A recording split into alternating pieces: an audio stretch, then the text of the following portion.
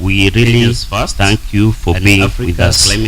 So, this year's Premier Forum brings together visionaries, policymakers, scientists, innovators, and practitioners united by a common purpose to advance Kenya's vast and Africa's climate agenda through bold, coordinated, and transformative actions through our deliberations. Following the success of our three previous conferences, this gathering marks yet another milestone in our collective journey to strengthen environmental governance and professional excellence across Africa. This year's theme, Green Transition, Bold Actions, Accelerating Africa Climate Agenda, invites us to reimagine our environmental and development pathways. Its challenges are to move beyond dialogue and into tangible transformations in governance, finance, technology, and mindset. Across the continent, communities are grappling with the escalating realities of climate change, floods, droughts, food insecurity, biodiversity loss, amongst others. Yet amid all these adversities, Africa continues to demonstrate extraordinary resilience, innovation, and leadership. This conference is a celebration of that spirit, a platform to amplify solutions born from our communities, guided by science, anchored in shared responsibilities for both people and the planet. As the national professional body for environmental practitioners, the Environment Institute of Kenya takes pride in serving a membership of over 6,000 professionals drawn from government, academia, private sector, civil society, and through an emerging crop of new leaders who are our studentship. Our mission remains steadfast to regulate, empower, and promote excellence in environmental management as the cornerstone of effective sustainable development, sustainable transformation. Through initiatives such as this conference, EIK continues to champion professional standards, continuous learning, ethical practice, and interdisciplinary collaborations. We believe that well-equipped and ethical professionals are the cornerstone of effective climate action and sustainable transformations. This 3-day, today is our day 2, and the forum serves as a dynamic platform for dialogue, innovation, and partnership. We have convened thought leaders and practitioners from across the country to specifically exchange knowledge and experiences in the Africa policy and Kenyan climate priorities, showcase innovations and practices supporting the green transitions, strengthen institutional and professional capacities, forge cross-sectoral and regional partnerships, and develop actionable policy recommendations that can inform national, regional, and global climate and environmental processes. Our discussions will critically revolve around 6 key thematic areas critical to green transition. Number 1 being grassroots, community-led, national and regional climate action. 2, climate finance. 3, climate justice and inclusive green transitions. 4, enabling governance frameworks for climate actions. 5, indigenous knowledge systems today. 6, our policies, community-led initiatives for adaptation and resilience. And our distinguished delegates, guests. Africa climate future will not be determined solely by global commitments. It will be shaped by the choices we make today in our policies, our institutions, our investments, and our daily way of lives. The time for incremental change has passed. The time for bold, evidence-based and inclusive action is now. EIK stands ready to continue providing leadership, coordination, and capacity building for environmental professionals, ensuring that Kenya and Africa remains at the forefront of sustainable transformations. Allow me to express my sincere gratitude to all our partners, sponsors, exhibitors, and to you, guests who generously support has made this conference possible, to our distinguished speakers, panelists, and delegates. Your presence and insights will enrich this discussion and inspire meaningful outcomes. To the EIK Council, the Secretariat, and the organizing committee, thank you for your unwavering dedication and tireless efforts in delivering yet another successful conference. And at this space, maybe my council, my support system, you could stand for a brief introduction. We have Magdalene Agendo. So we have on my right, Lentana is the vice chairperson, Edwin Chieno. Dr. Purity Muthoni, that is the CEO. No, you can't be seen from that angle. Magdalene Agendo, that is the CEO. We have Titus Mutuku at Lentana. CEO don't sit down, right? That is Dr. Caleb Baswethi. That is the CEO. No, you can't be seen from that angle. Come on. That is Robert. That is the CEO. Titus Mutuku. At others are not here. We also have right. That is Dr. Caleb Baswethi. She's attending virtually. To the far left, she can't be virtually, but that is the that is Robert Gunjiri, and you've interacted with others. So as we embark on these 3 days, others are not here. We also have let us remember that every great transformation with us physically, shared vision, is attending virtually. This conference ignite commitments. She can't do virtually, but that is the support system we have that will steer, and you've interacted with the others. So as we embark on these 3 days of dialogue, exhibitions, and networking, let us remember that every great transformation begins with a shared vision. Let this conference ignite commitments, inspire collaborations, and produce tangible outcomes that will steer our country first, continent towards a greener, fairer, and a resilient future. Together we can, and we will accelerate the climate agenda, one bold step at a time. Thank you, and once again, let me welcome you to the 4th Environmental Institute of Kenya International Environment Conference and Exhibition. Asanteni sana. We are accelerating the African climate agenda. So, thank you so much.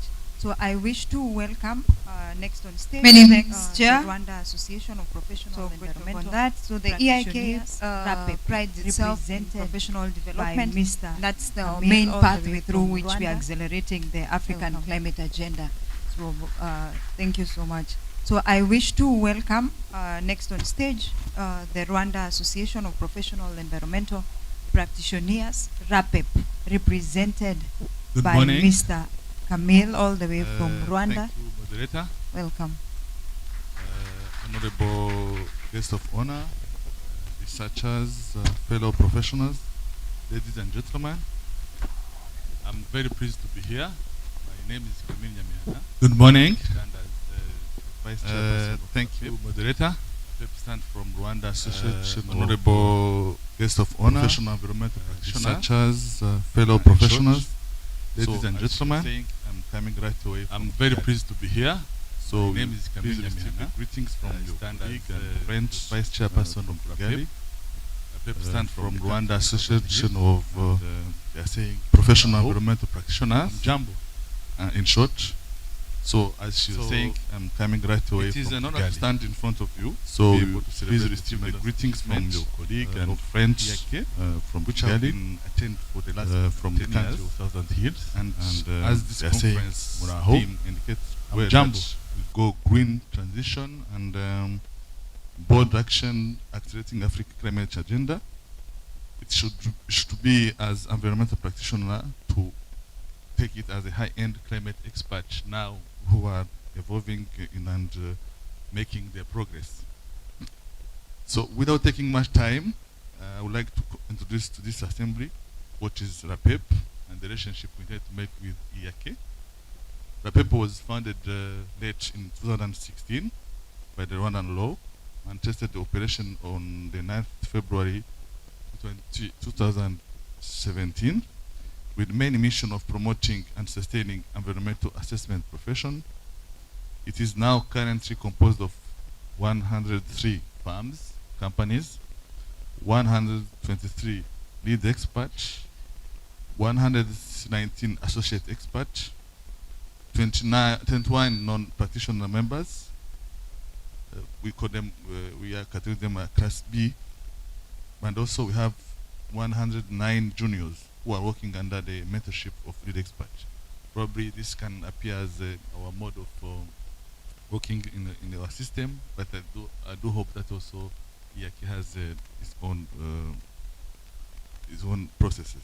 So our practitioner members are required as instrumental personnel who actively contribute to the green economy that Rwanda are involved in, and we are proud and confident that the name famous vision of we have been involved in, like plastic bag eradication, waste management. We have been involved in circular economy, landscape restoration of marshland and forest, mostly the environmental and social impact assessment, environmental audit, strategic environmental assessment, the settlement action plan, now climate change report, including our most recent NDC.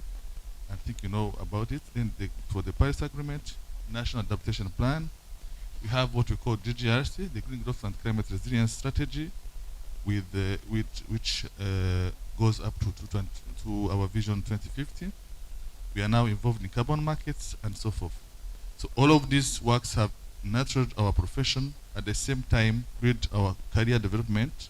So we also thank our government through the Ministry of Environment and our Rwanda Environment Management Authority, which is our NEMA here in Kenya, for the support provided. In our continuous growing path, we are thinking of setting up a platform between, as I was saying, between RAPEP and IAK. I think this one will be mentioned by the chairperson. We want to boost the knowledge exchange and capacity building toward common goal of shaping resilience communities across East Africa. Of course, Kenya being part of it. For this, we are pleased to announce that our dream has come to reality. I think we testified no later than tomorrow we'll be able to sign our MOU, Memorandum of Understanding between IAK and RAPEP. I think this needs a round clap of. It is just a milestone around that we are very happy, and I want also to thank the representative of IAK, which have contributed to achieve this together. We have been trying, and then we are reaching. Finally, there is no doubt that this I may call it, this marriage between IAK and RAPEP is going to produce very bright children to the whole East Africa. So I thank you all for your kind attention, and I do appreciate your warm welcome here in Kenya, and particularly in Mombasa, very memorable city of historic to Mombasa. From my own experience, nimeona pembe za ndovu live. So live long East Africa. Asante sana. God bless you.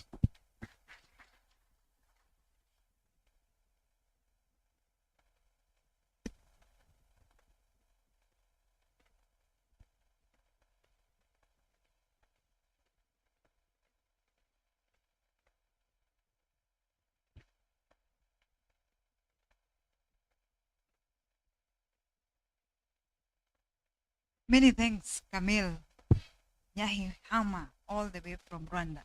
And Mr. Camille has mentioned something this morning, that he has been here for the last 2 conferences.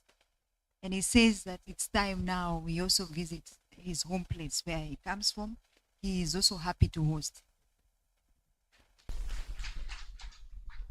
So we mentioned to him that we'll get back to our members so that we see whether it's a journey that we can take.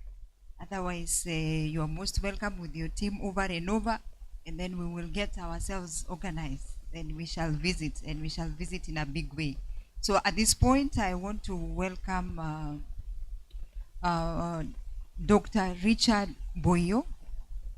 And Dr. Richard Boyo comes from a county of interest to us in this conference. It's a county that will be hosting some very significant people in this conference. So it is very important that you greet us and just let us know that you are around and that you have come in a very big way. Karibu.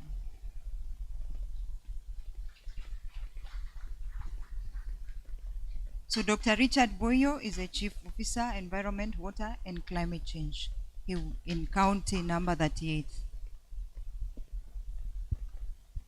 Thank you so much. The chief guest, His Excellency the Governor of Vihiga County, the organizers of this conference, participants, exhibitors.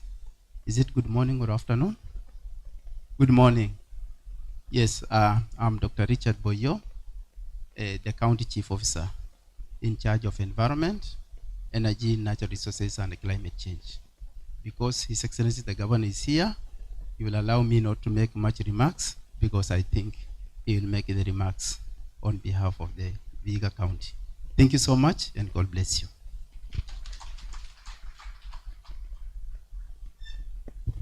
Many thanks. It was important for you to tell us that.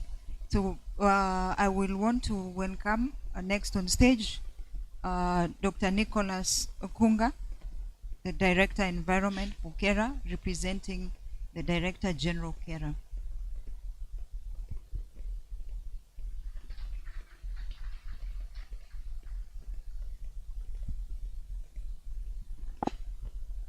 Thank you very much.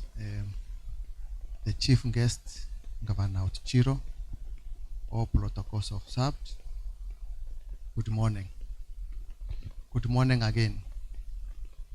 Yes, my name is Dr. Nicholas Kunga from the Kenya Rural Roads Authority. I am here on behalf of Engineer Jackson Magondu, who is the Director General for Kera. He was supposed to be one of the main speakers here, but he asked me to say something on his behalf. First of all, to us, the Kenya Rural Roads Authority, we are very happy to be in this forum. It's an important forum to us because we, as the institution, charged with building, developing, constructing roads in Kenya, we of course ensure that most of our roads that we do undergo environmental impact assessment. And we know that in this forum, it is a forum that brings together mainly the environmental experts, both the RIND experts and the associate experts, and the other players in the sector. It means that most of us, if not all of us who are here, are our key partners.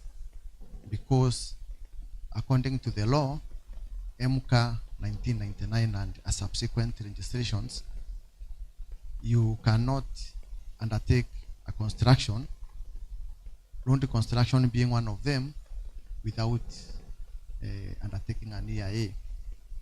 So we feel that this is an important forum for us because we are able to engage with the stakeholders here, because as we do road construction, road building, we in one way or another engage with many of us who are here. So that's important for us, such that we are able to engage in such a forum so that we can see how we continue working together as stakeholders. And that means that the membership of the EIK, which is mainly the same experts we work with, happens to be a key player, a key partner to the Kenya Rural Roads Authority. I know that in this forum we also have other key players in the road sector. I have met some colleagues of mine from the Kenya National Highways Authority. I believe they are here.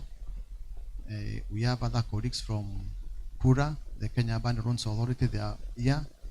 And we, as the institutions charged with building, constructing the roads, we all of us engage you who are here in our attempt to ensure that as we do our work, the work that we do is environmentally compliant. On Kela,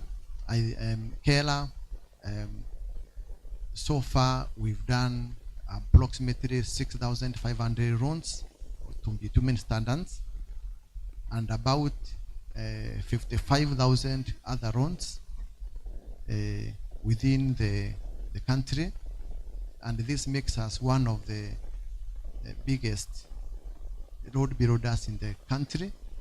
You know, that is not a simple network of roads, and wherever we engage in that work, we employ or we work with the experts to ensure that each of the roads that we engage in, that we construct, as an environmental impact assessment certificate, and not only the certificate, but also the subsequent follow-up, the audits, the environmental audits that happen after the work begins. And we all know that environment is not just a one-off thing, it's a continuous process for all of us. And I say that with that, it means that we continuously continue to ensure that the work that we engage in meets the standards of environment in the country, and the membership that is here now, the stakeholders that are here now, continue to be our great partners in the work that we do. I don't think I want to say much more because I know much will be said by other speakers here. But to the membership of EIK, thank you very much for continuing to be part of us, for continuing to support the work that KERA is doing nationally. KERA being based in 47 counties, we have 47 offices nationally. It means that we are one of the biggest parastatals or national organizations that undertakes construction of loans, but that means within the same 47 counties, because we are building roads in all the constituencies of the country, it means we are continually working with the experts, the membership of EIK. So thank you very much, and we continue being key stakeholders, key partners to EIK, and we hope that we will continue working together as we build our country, Kenya. Thank you very much. Thank you, Dr. Kunga. Dr. Kunga and the team from KERA, they have been one of our most consistent partner and sponsor, if I may say, since our first edition of these conferences. They have always sponsored the event, and you can take our regards to the DG, and thank you for that. So next, I want to mention that we have another guest who is representing a key guest speaker, and that is Engineer Julius Odumbe from Kengen. He's the General Manager Operations, and I think he was here in the last conference. So welcome again, Engineer.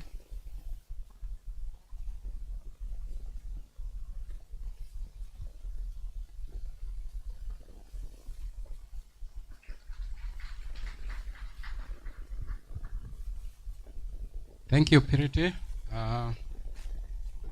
Good morning. Good morning. You look a bit cold. Is it because it is raining outside?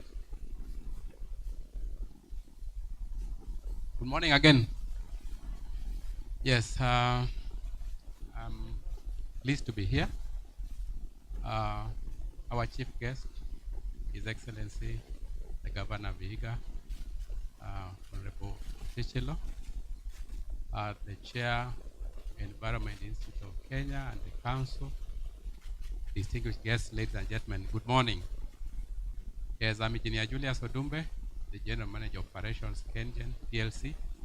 I'll stand again for Engineer Peter Njenga, MDC of Kengen. he really wanted to be here, but due to other commitments, he requested me to come and represent him. And I want to also recognize the Kenyan team members who are members of this association. Maybe you can stand up so that we recognize you. Kenyan employees, thank you. Can we appreciate them? Yes, so we have a significant number who are here, and we are pleased because we are one of the biggest users of environmental resources.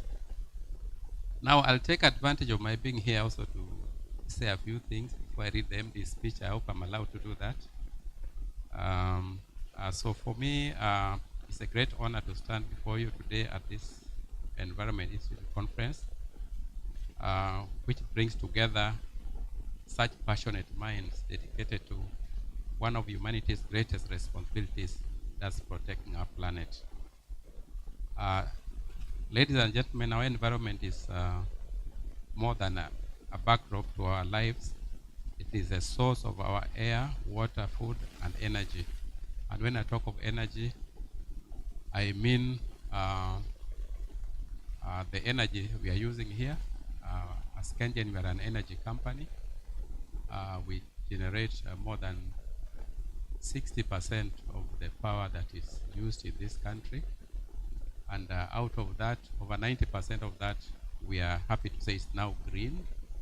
And our strategy is to go green. By 2030, we want to be 100% green source energy company.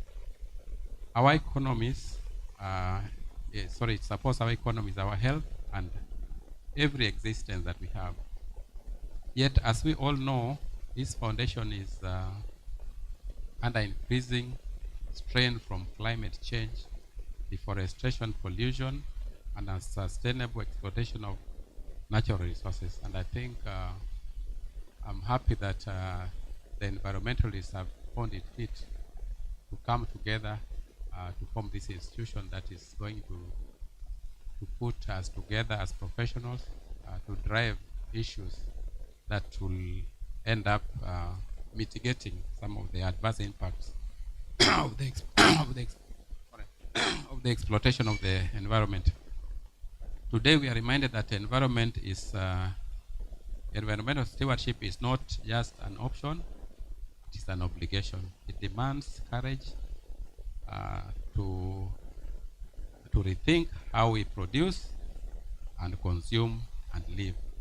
It demands collaboration, and I'm happy we have a cross-section of professionals here and even the neighboring countries, and I'm happy that you are collaborating across the borders, collaboration across governments, industries, academia, and communities. And above all, it demands action grounded in science, innovation, and integrity.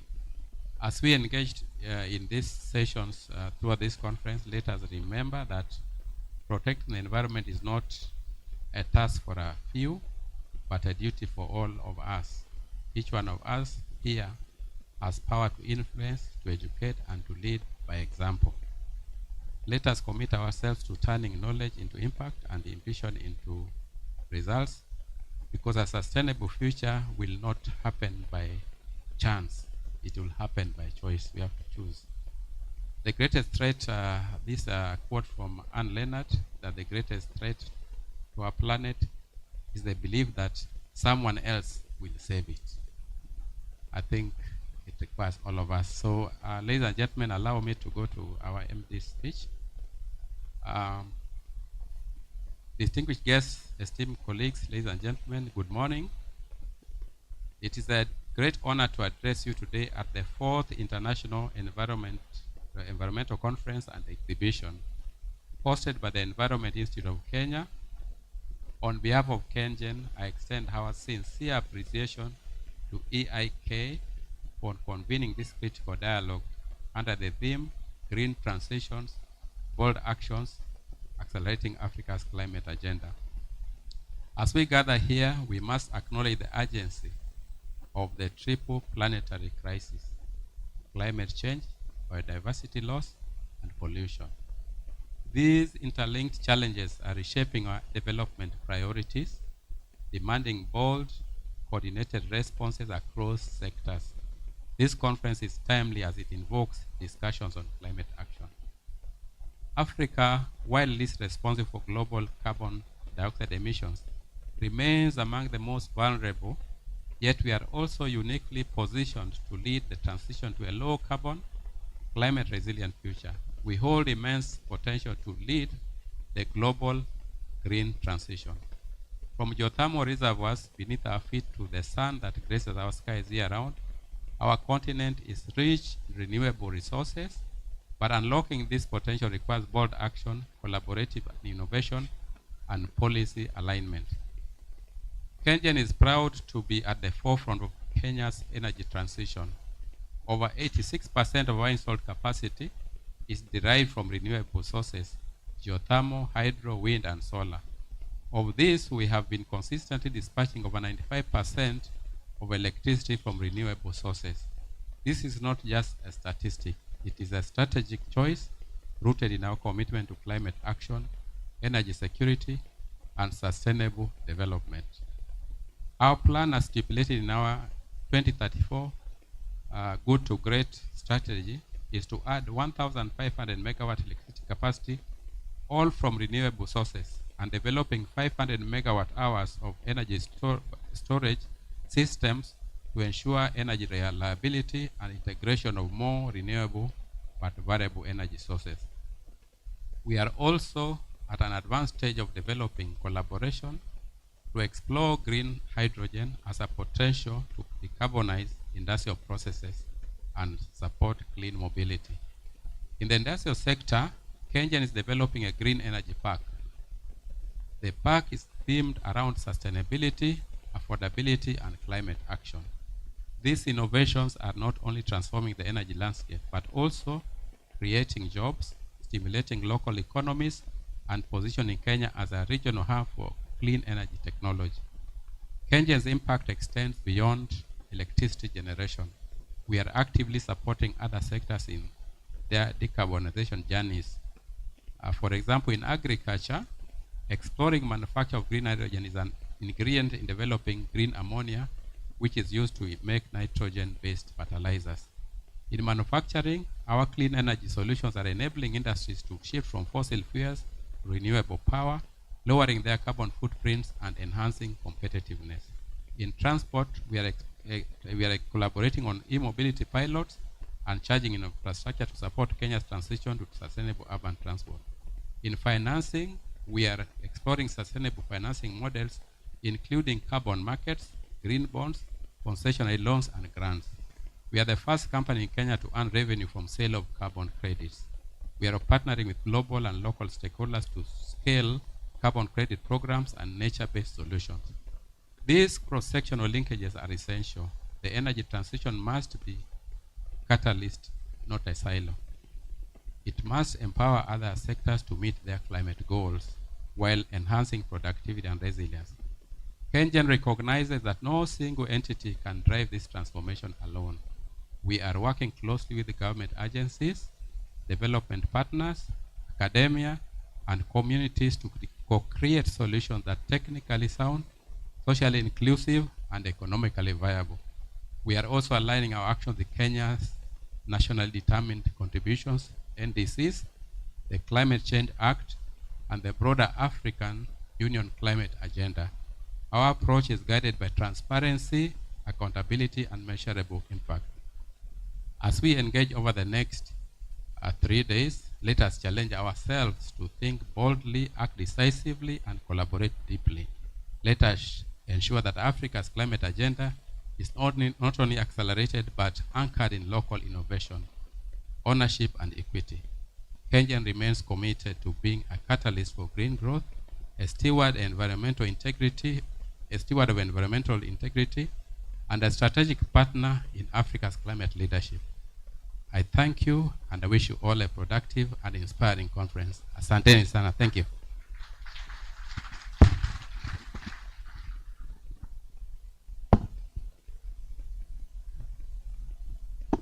Thank you, Engineer. And Kengen too has been a great partner, and we are grateful that you have believed in our cause since we started the conferences. And I want to appreciate your delegation. We have seen them. We have seen the big numbers. We just didn't want to say that that's the greatest or the biggest delegation that we have. So, but we'll have a moment of introduction and we'll get to know who came in big numbers. Next, we want to invite Dr. Marciano Mutuga. Is representing one of our guest speakers, that is the Vice Chancellor, Tharaka Nithi.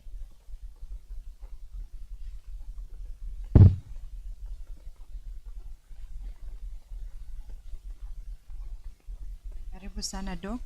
Dr. Marciano Mutuga is the Dean, School of Environment, and he's an active member of the Environmental Institute of Kenya.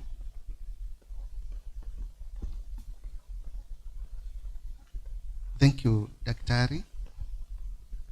Our chief guest, His Excellency Governor of Vihiga. Ladies and gentlemen, allow me to write on the established protocol. Good morning. My name is Dr. Marciano Mutuga. I'm from Tharaka University. I'm here studying in for my Vice Chancellor, Professor Peter Kenywa Muriungi, who really wanted to be around, but is away on official duty. I want to say that Tharaka University is a big steward of environmental issues. We are doing everything to conserve our environment, especially in the dry area. And we're going to showcase that anything that we have, any space of this world that we have, can be converted to a good and a livable environment. Remember this year, we were identified by the National Heroes Council as one of the best institutions in conserving the environment. So without taking a lot of time, allow me to read the Vice Chancellor's speech that he has given to me to present to the 4th EIK International Environmental Conference and Exhibition. And it was to present a keynote address on grassroots, national and regional climate action. And I'll start by distinguished guests, partners in environmental stewardship, ladies and gentlemen. It is with great joy and humility that I stand before you today in this landmark event, the 4th Environmental Institute of Kenya International Environmental Conference and Exhibition. On behalf of Tharaka University, I extend warm greetings to the Environmental Institute of Kenya, our fellow academic institutions, partners in government, industry, civil society, and who have gathered here with a shared purpose to protect our planet and shape sustainable future. Allow me to begin by appreciating EIK for sustaining this crucial platform for dialogue, innovation, and collaboration. You have created a space where ideas grow into actions and where environmental dreams begin to take shape. Friends, we live in a defining moment. Across Africa, the signs of a changing climate are everywhere. Rivers that once flowed all year are now seasonal, forests are thinning, and the land cries out for care. The floods, drought, and the heat waves we see today are not distant scientific predictions. They are a part of our daily lives. But even in this uncertainty, we see something remarkable, hope. Hope in our young people, in our farmers, in our innovators, and the institutions like this one. Hope that we can not only adapt, but also lead Africa's green transformation with creativity and courage. climate action begins at grassroots. In the field where farmers till the land, in the villages where women manage scarce water, and in the schools where young minds are shaped to imagine a sustainable future. At this level, communities possess deep understanding of local ecosystems. The indigenous knowledge, traditional practices, and the resilience are invaluable resources in adaptation efforts. Yet, they often face limited access to information, technology, and finances.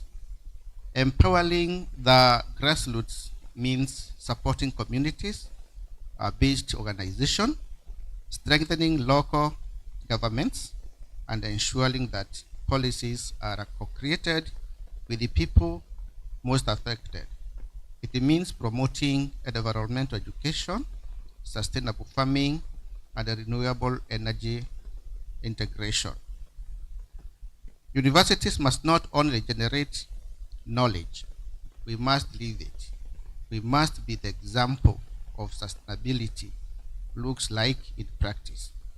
At the Raqqa University, we believe that university of the future is one that, number one, creates new knowledge and innovation rooted in local realities, nurtures change makers, students who understand that climate action is not a career, it's a calling. And then number three, works with communities, translating research into livelihoods and the science into action. Allow me to share a small story from our journey. Raqqa University stands in the semi-arid heart of Eastern Kenya. Here, the rhythm of life depends on rain, only on rain. The strength of the families depends on land, and the hope of tomorrow depends on how we care for nature today. We have turned our campus into a living classroom. Every tree we plant, and there are now thousands in number, is a lesson in patience and persistence. Each time our students join local cleanups, drives, they learn that leadership begins with the small acts of the stewardship. And actually we believe the plants that we plant can only be enough when there is no other space that is available for us to plant an extra tree. And as we study in our university, we do not have any other space remaining for us to plant any tree. And we kindly extend this request. If you have a space in our institution where you can plant trees, kindly offer us that space. We need a space for planting trees. Earlier this year, when the Raqqa University hosted Kenyans World Environmental Day celebrations, it was not just an event, it was a movement. From children in nearby schools to local leaders and students who came together to say, plastic pollution must end. It was a proud moment to see our university standing at the center of national environmental consciousness. And that is why, having planted all the trees, we want now to turn to waste management. We have started material recovery facility, and we want to manage all the waste. Having finished with planting trees, we want to come back to the management of the waste. And we are calling upon partners to come and help us operationalize our material recovery facility that we have just started, but we lack support, we lack technical know-how, we lack finances as a university. So I take this opportunity to call upon the partners that can work with us to make it operational. It is already established. Dr. Purity knows that, but we need some help. Like in many institutions, of course, our path has had its challenges. Our funding is often limited, and interdisciplinary collaboration takes effort and time. But every challenge has become a lesson in creativity, resilience, and partnership. Sometimes our rivers dry and we hire water butchers to bring us water to ensure that our trees are not going to dry. So sometimes it's very challenging. We have learned that sustainability thrives not on abundance, but on commitment, the courage to start where you are with what you have, and to never give up on what truly matters. At the national level, Kenya has made significant strides with the framework such as Climate Change Act of 2016, the National Climate Change Action, such as Climate Change Act, that is 2016, sorry, and the 15 million tree growing program. National action requires a collaboration across boundaries. The environment knows no borders. Let us build partnership that unite universities, industries, governments, and the communities in common purpose. Ladies and gentlemen, the Africa story is one of the strengths, and I heard somebody else say that we have endured droughts, rebuilt after floods, and adapted through generations. But this time, adaptation is not enough. We must transform Africa.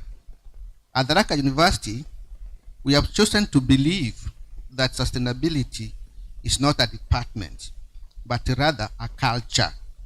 It is how we teach, how we live, and how we serve. And so, as we gather in Mombasa today, I call on all of us to move from talk to transformation, from ideas to impact. Let this conference be remembered not for what we said, but what we decided to do. Let us live here determined to make Africa greener, cleaner, and more resilient. Other campuses, one campus, one community, and one generation at a time. Thank you. God bless EIK. God bless Tharaka University. God bless Kenya. Thank you very much.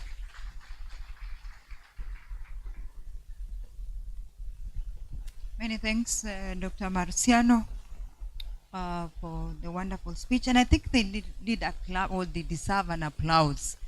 He has just mentioned they were voted best institution in green matters, and I think that's commendable of such an institution. It's one of most recent universities, and it's coming up as a giant. You are even challenging some of us who have been there for the longest time, and I think it's a great lesson to learn. And thank you for the call for support. I want to mention that EIK this year, during the World Environment Day, we were able to contribute our seed support towards the establishment of the the material recovery facility for the university. And I think they still need many more partners. And I'm sure, Dr. Kunga, you have also heard the call.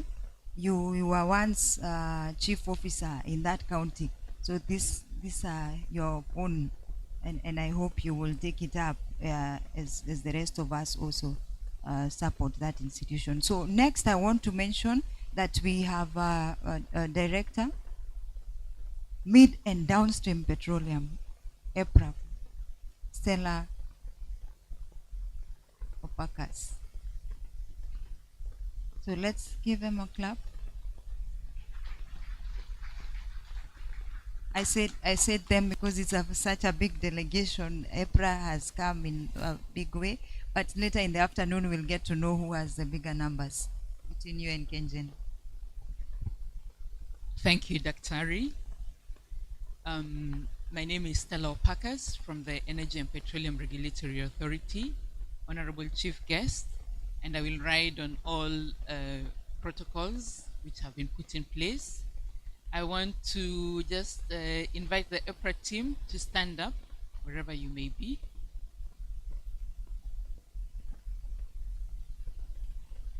Yes, those are the ones who have been able to be here today, and these are your members as well. So thank you. We want to thank EIK for this great opportunity given to us. Our DG would have loved to be here, but owing to other exigencies, he was not able to attend. Just to share with members present the role of EPRA in environmental matters. Most people know EPRA on the 14th of the month, but we do way much more than being noted on the 14th of every month. We are the lead agent for environmental impact assessments in the energy sector, that is both electricity, renewable energy, and petroleum. So you find that most of your members do present to EPRA their EIA reports for review whenever a project is coming up in the energy sector, that is both electricity and petroleum. Apart from that, we do one of the biggest roles that EPRA is keen on is carbon emission reduction, and this we do through development and implementation of regulations.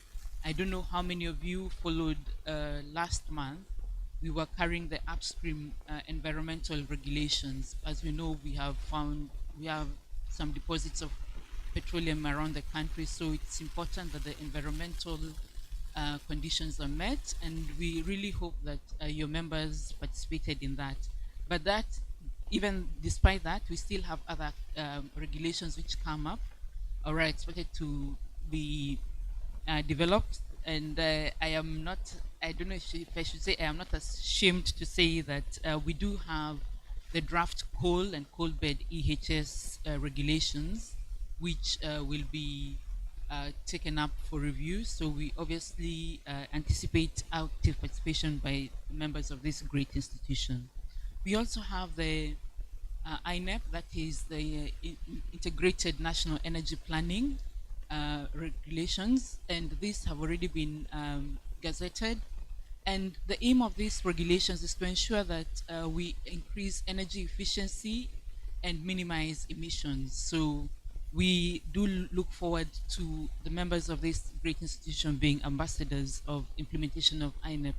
And Honorable Chief Guest, this is a request from the regulator that we require at least all counties to be actively engaged in this, because once we have counties come up with farm energy plans, it's easier for investments and also for energy efficiency and consumption to be carried. So we trust that you will deliver to the Council of Governors this request, because so far we only have 22 counties which have signed up for with energy plans. The remaining 25 are yet to take up the energy plans. The regulator also monitors emissions, and this we also have. We also at the forefront of e-mobility transition, where we have parts of the key team that helped develop the guidelines on e-mobility.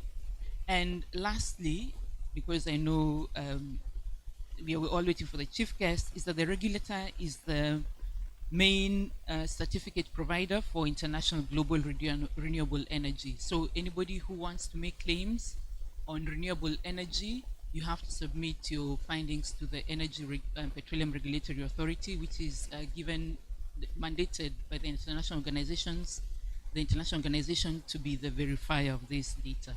I do not have much to say, but we look forward to an active deliberation on how we can improve energy efficiency and reduce carbon emissions and provide for a better environment for this great country of ours called Kenya.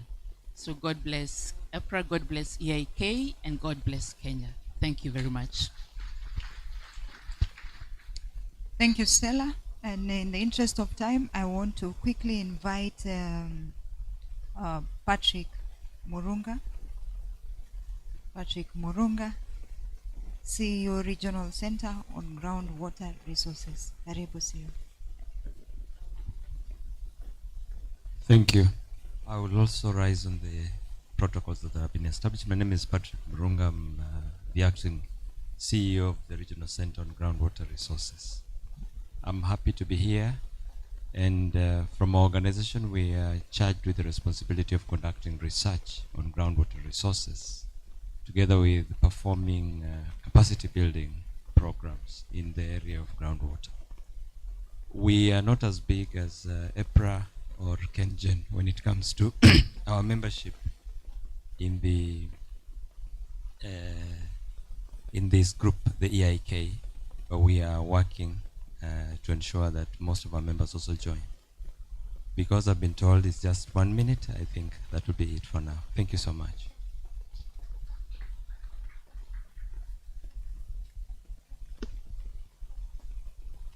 Many thanks. And next, I want to welcome Willie Sombai, the Chief Executive Officer, Water Sector Trust Fund. Karibu sana Willis. I think it's your first one. Thank you, the MC. My name has been said is Willie Sombai. I'm the CEO of Water Sector Trust Fund, an institution that I've now worked for close to 10 years. I want to recognize the presence of the chief guest and my friend, Honorable Dr. Wilbur Utichila. Your Excellency, we are pleased to have you in this function.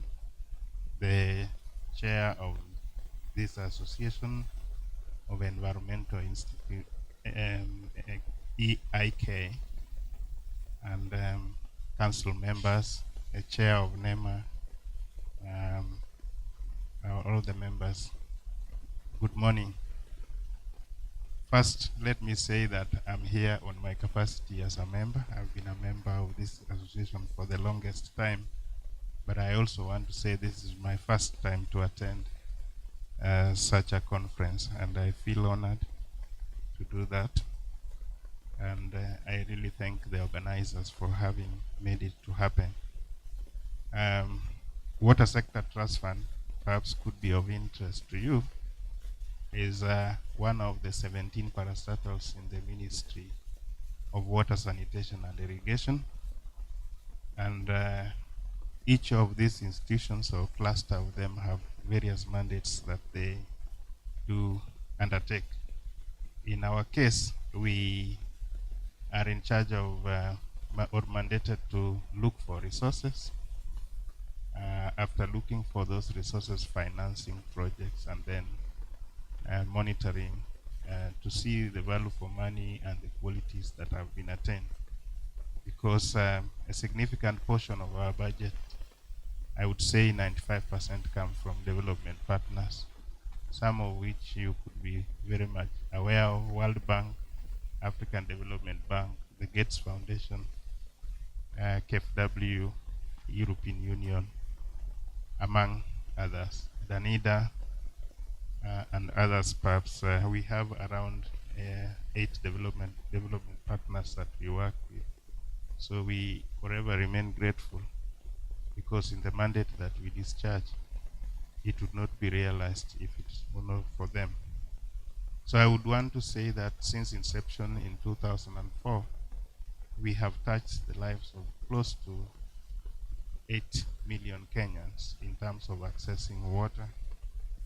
So we work in the space of water supply, sanitation, water resource management, and also supporting research. So the reason why I'm giving this is so that we can be able to place how partnerships can be fostered between this association and Water Sector Trust Fund. I had one of the complaints that nobody approached Water Sector Trust Fund for support, and we'll be glad to do that next time. I have a staff, quite a good number of staff who are members of this association, and I think I'll also be happy next time to ask my team, part of my team members, to rise up. So we support this because I know a number of times we do ask for experts from IK. The previous CEO used to work closely in terms of getting members to do certain work for us. And when we work with some partners, we have limited market approach, which allows us to get professionals from professional bodies that then are able to support us and do. In all water projects, just like roads, we require these services, and we'll be happy to partner. I don't have much to say, but to thank you once greatly for having me as one of the people to make remarks, and we are happy to work together. Thank you. Thank you. Patrick Murunga and Willis Ombai, we want to pass our regards for consistently sending delegates to us. And for Willis, you're welcome. Every last week of October, we are normally gathered here as environmentalists. So next, I want to invite someone who is of interest to us. That is Dr. Chemuku Wekesa, is the Regional Director, KEPRI, and is representing someone who is very significant. So karibu sana daktari.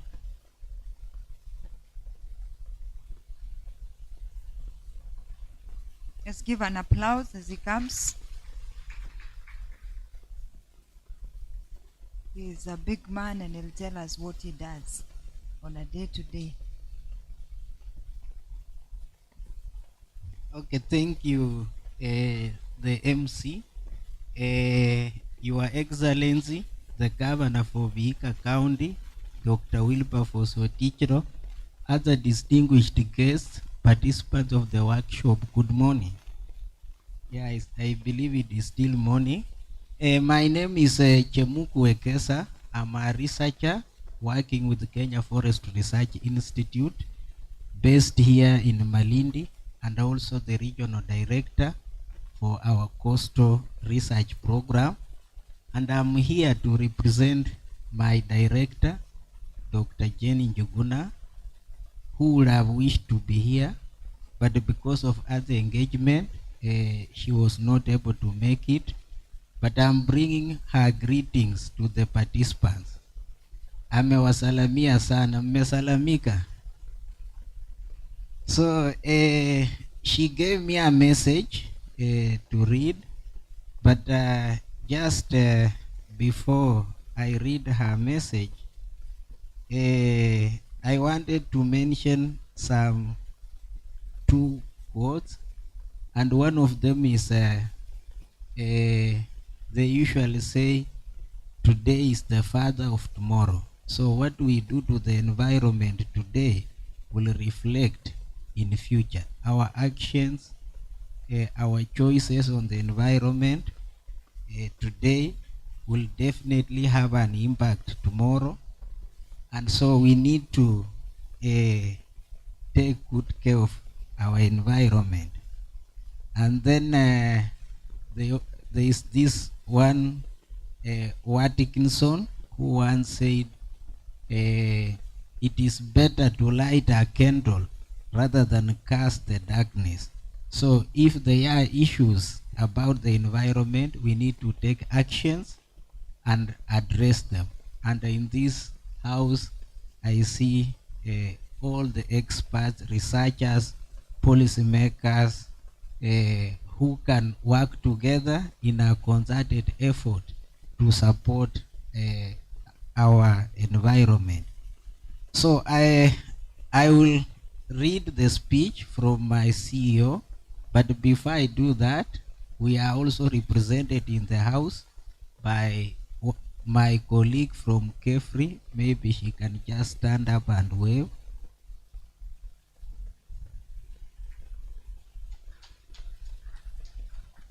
So today we are not many. I'm not a member. This is my first time, but I will take this message home so that we can have more representation from KEFRI. So I will go straight to the speech by my director.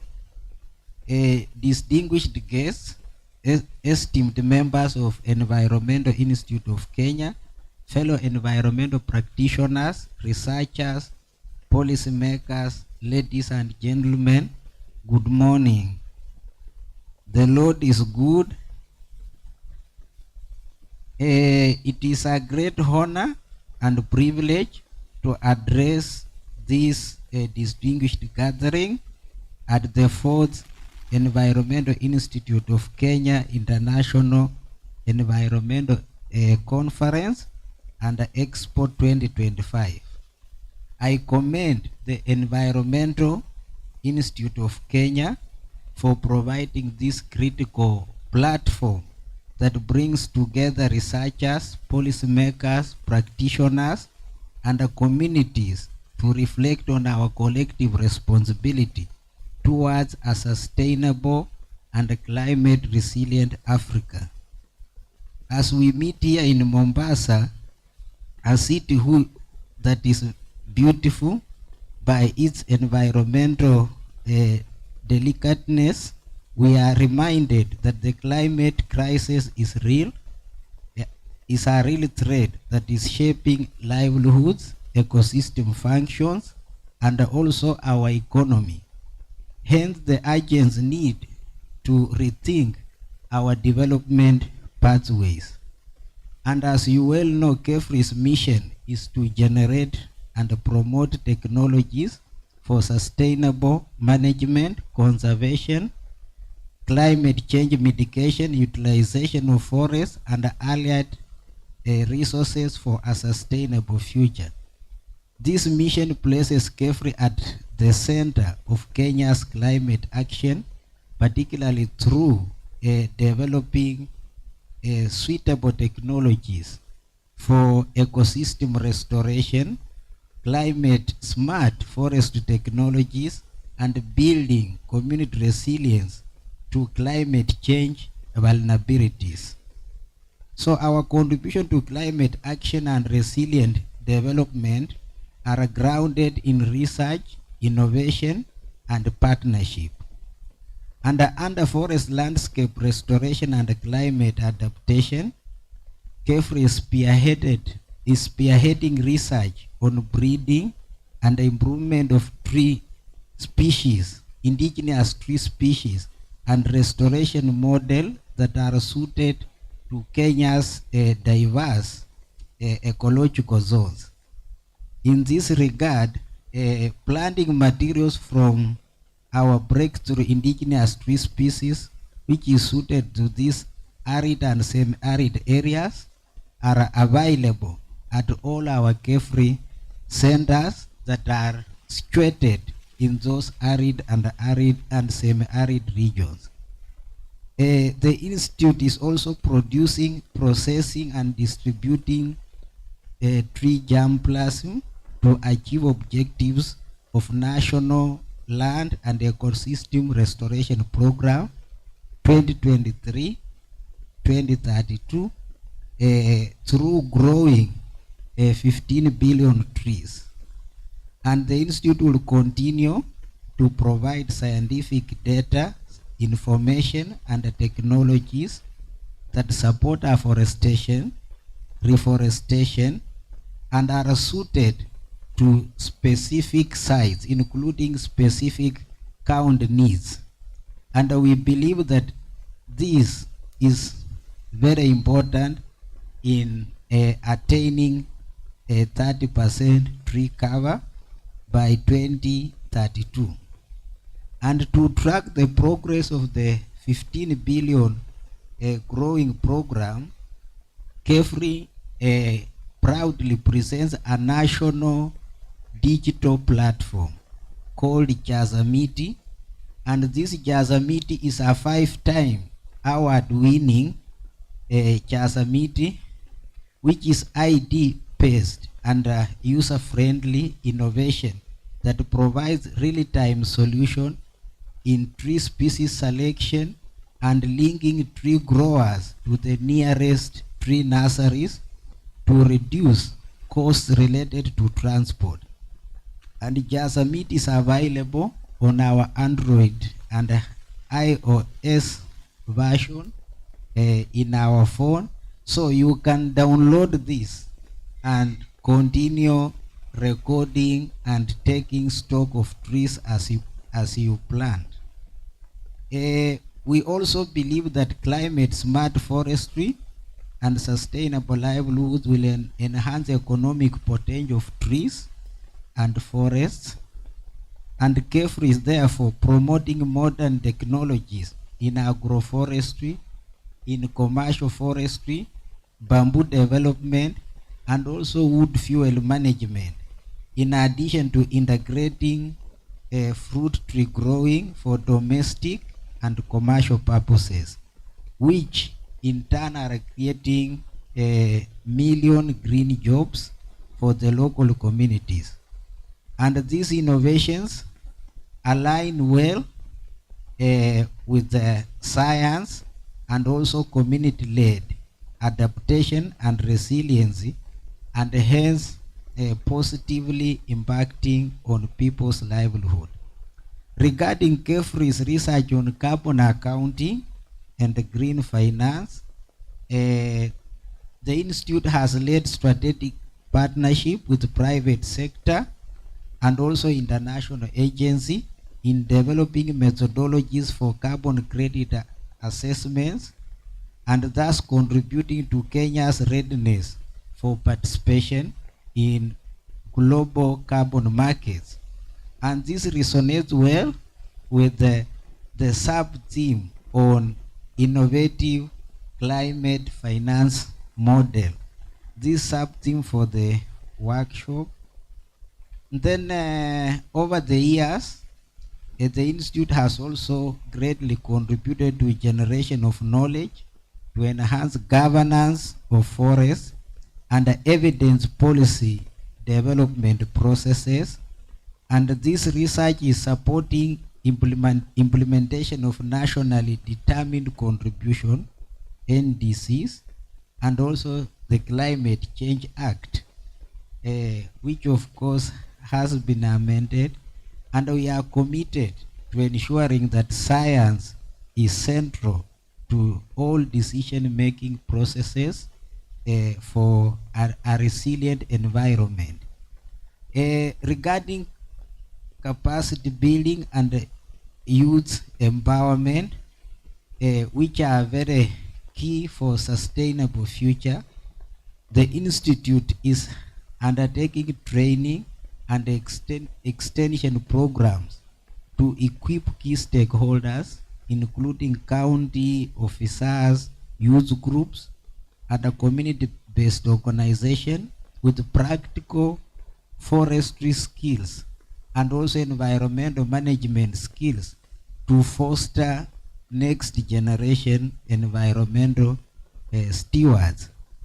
So as we engage in this workshop, in our discussion on environmental discourse, KEFRI affirms its commitment to the principles of collaboration, innovation, and inclusivity, and therefore, let's embrace partnership among research institutes, the private sector, the government, and even the communities, so that we can define a clear path for Africa's green transition.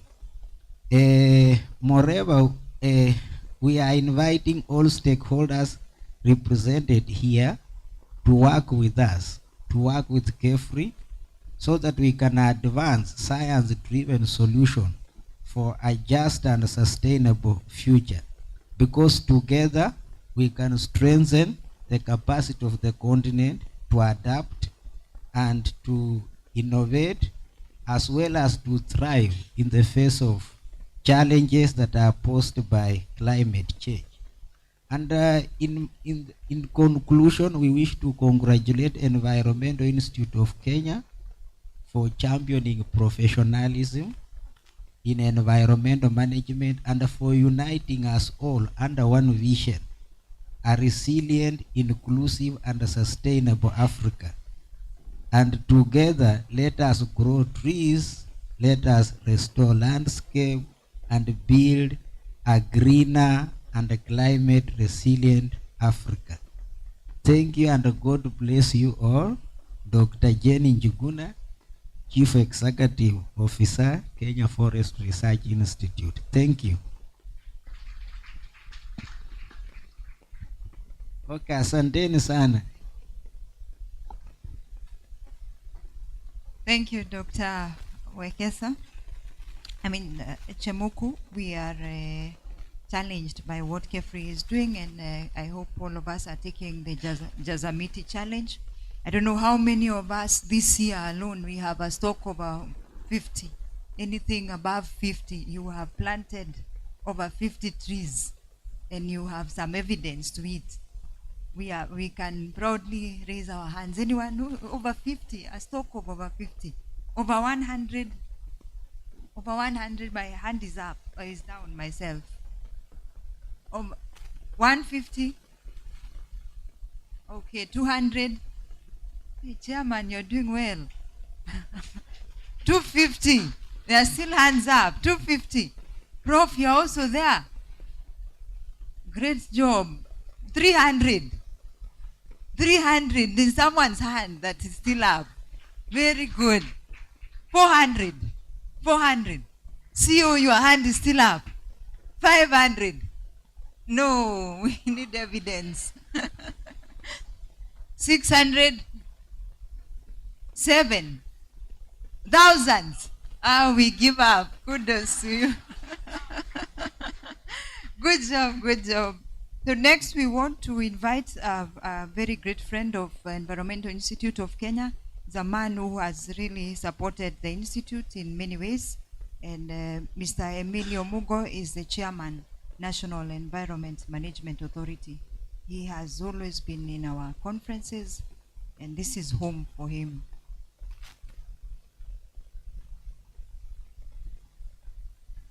Karibu sana, Chairman.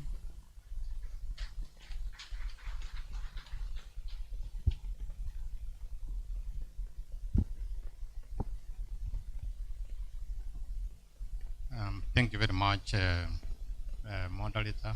Our chief guest, His Excellency, the Governor of Vihiga, the president of this great institute, who is our host today, our visitor from Rwanda, my colleague chairman from the Public Complaints Committee, delegates, good, I think I'm the first one to say good afternoon.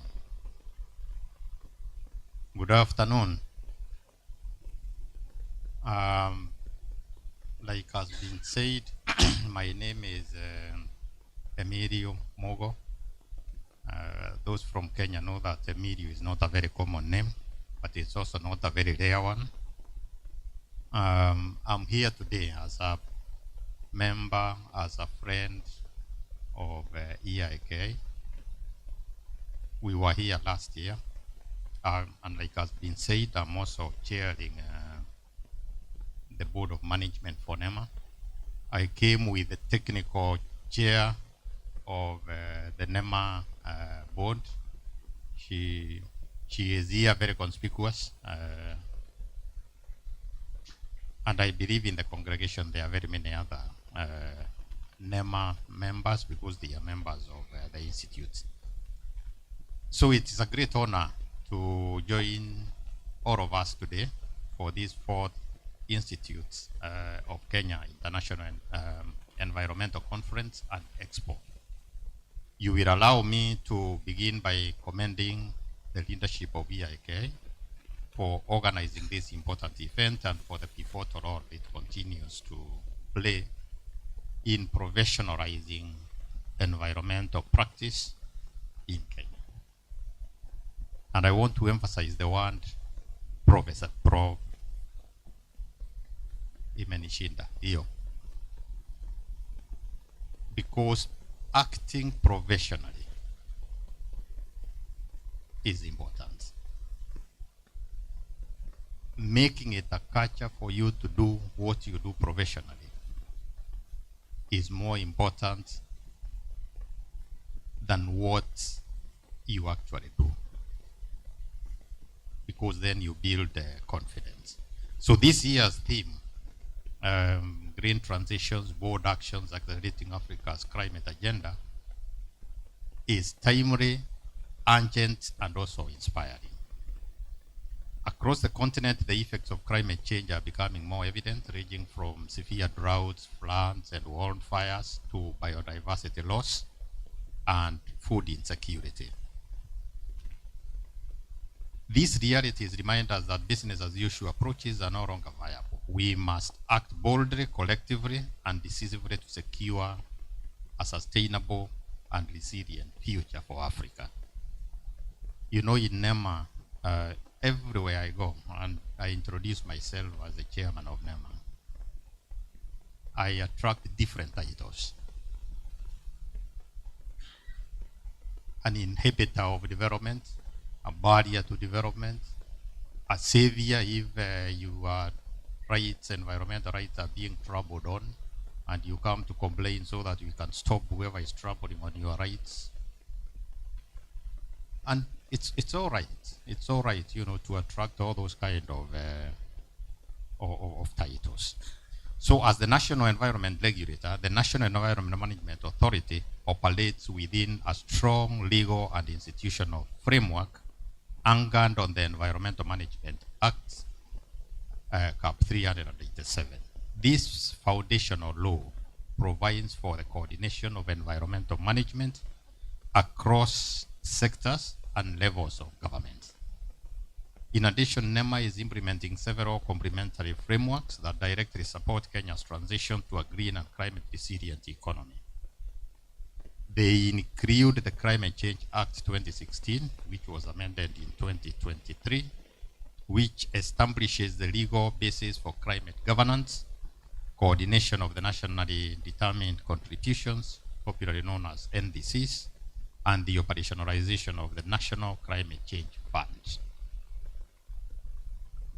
We are also coordinating the Sustainable Waste Management Act of 2022. You remember before then there was waste management regulations which were enacted under the MCA Act, but now we have a substantive law on waste management, the Sustainable Waste Management Act of 2022.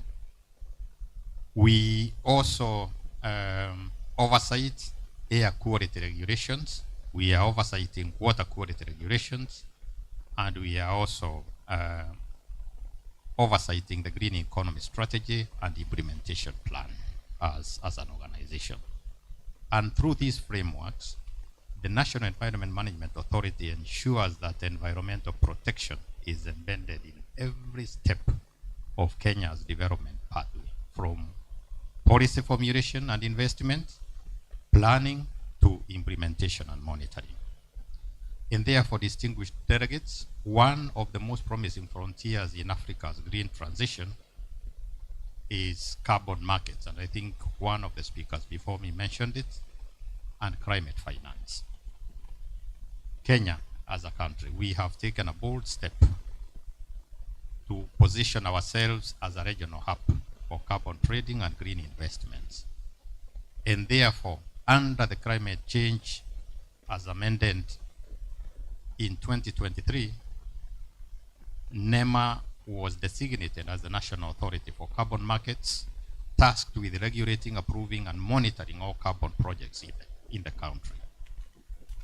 This legal empowerment, this legal recognition empowers NEMA to ensure that carbon trading is, one, transparent, it is equitable, and benefits everybody, including the local communities.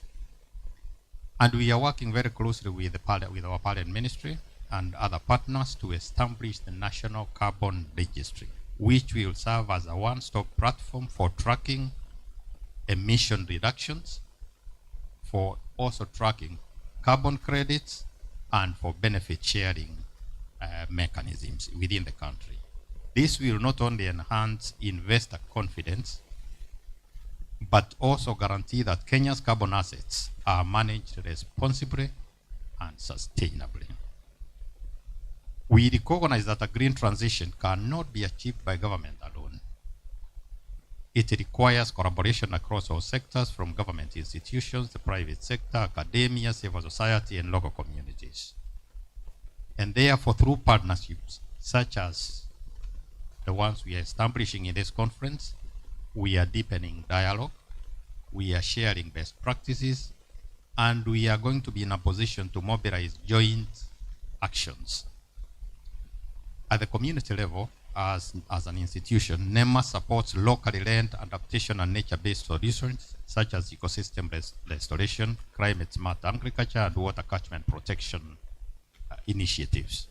These interventions are improving livelihoods while restoring degraded ecosystem. This conference, therefore, provides an excellent opportunity to strengthen collaboration among Africa's environmental professionals to turn ideas into impact.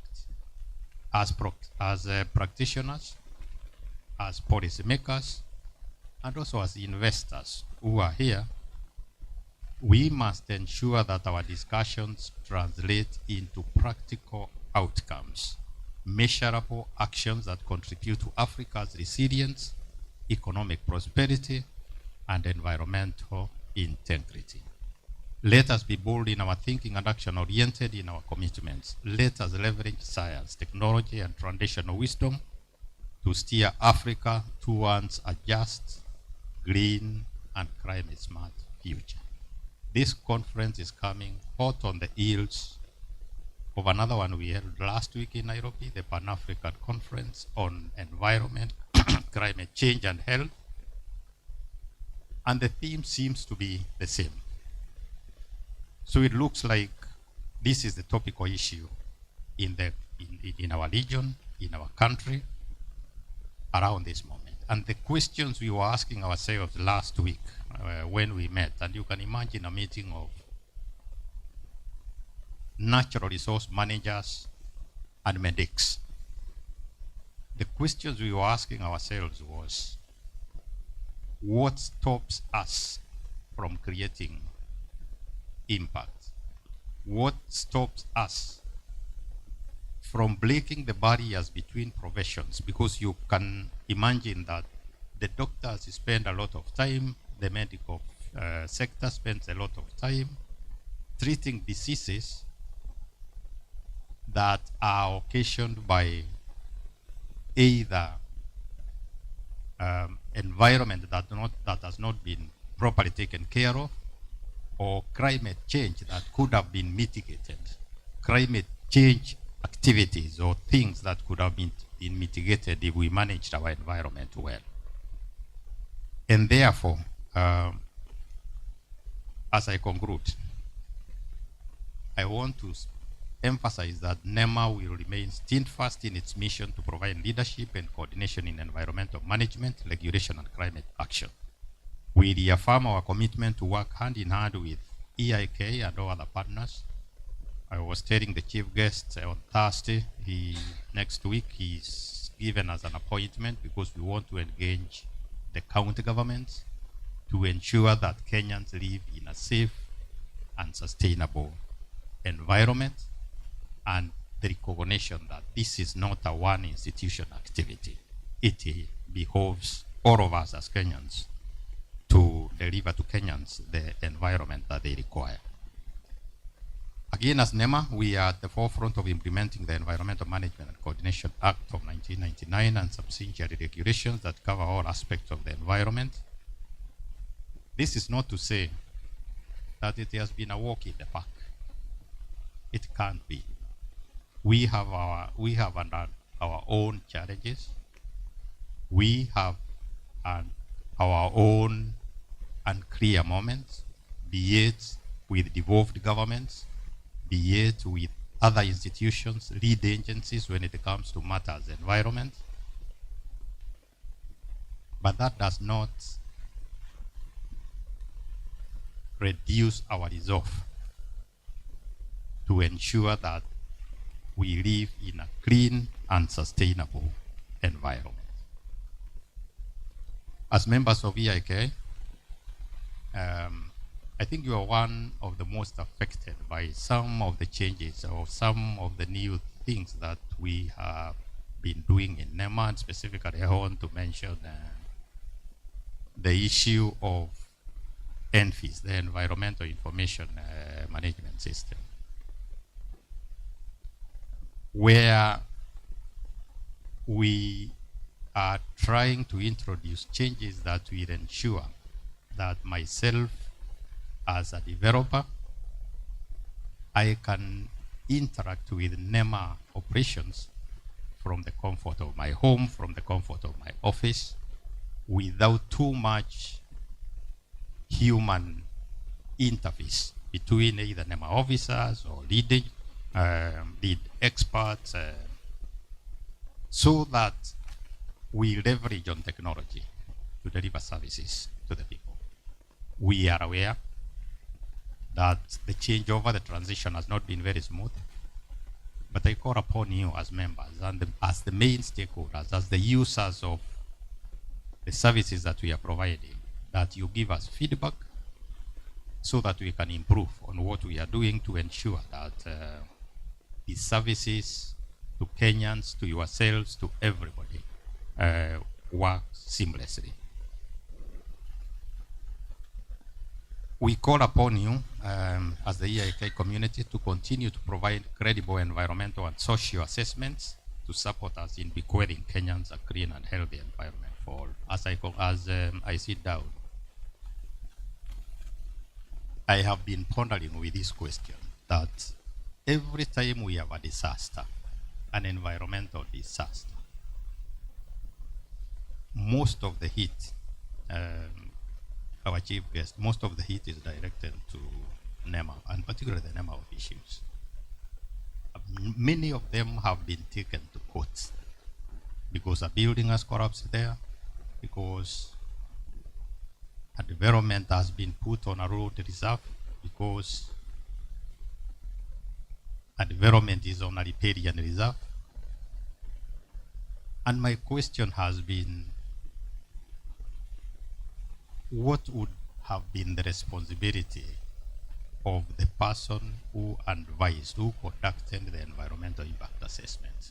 And it is us sitting here. Do we carry any burden of either misinforming, misadvising, or not ensuring that the advice, because NEMA cannot and will never be the lead agencies, that they are the professionals that provide us with this feedback or with the advice. So that is the message I want to leave to all of us. And I mean all of us because we are professionals in our different fields. Before I retired from the forestry sector, I was the lead agency for NEMA on matters forestry when there were projects in that area. When I briefly worked in Tana and Dad Rivers Development Authority, again, I advised NEMA a lot on projects that were either within the Tana and Dad Rivers area.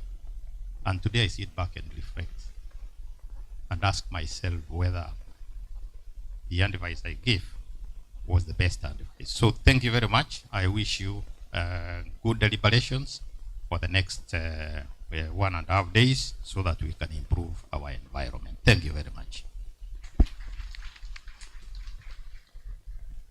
Thank you, Chair. And we have taken note of the challenging questions that you have posed to us, and I think we will have that discussion. It is one that is very emotive to our members, and I'm sure you will be around so that you answer some of the questions that we have.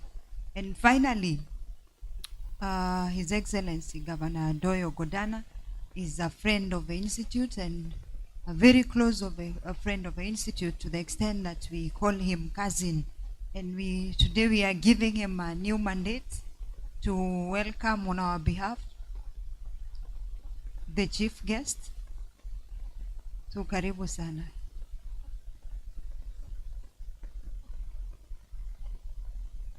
Good afternoon. Salam alaikum. I think my task this afternoon is very simple. But before I do that, I would also want to say a few things. Not a few things, one or two things.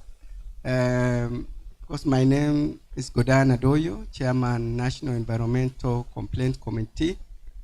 And we sometimes elevate ourselves as the National Environmental Ombudsman, the protector of the environment. And we do this because we have seen there are some gaps in our laws as far as those kind of entities are supposed to be in place as practice across the world. But of course, understanding the dynamics in the counties also, as a former governor, and still trying to get back to the county again, Your Excellency Governor Wilbur.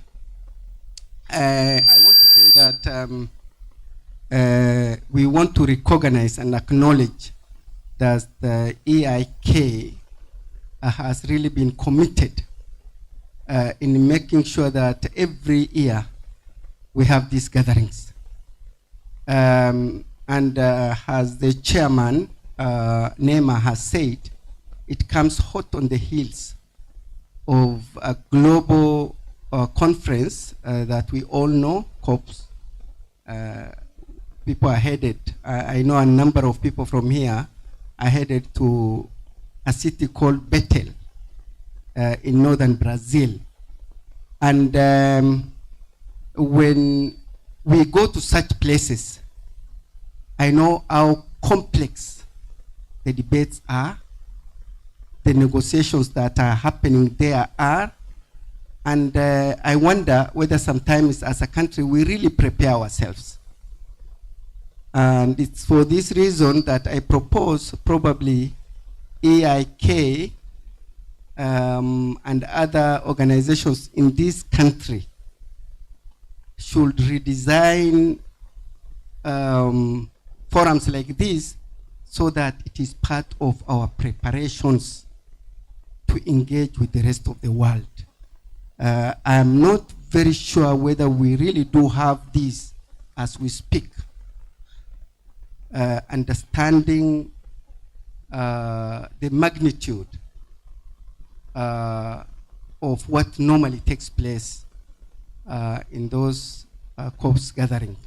So I think we need to rethink. Number two, I want to confirm, I think Dr. Purity, the chairman, were there when we had visited Tharaka University. For those who have not been there before, and probably for those who can fly, you know, over Tharakanithi, you would think that is an oasis in the heart of the desert. And I really want to congratulate the university.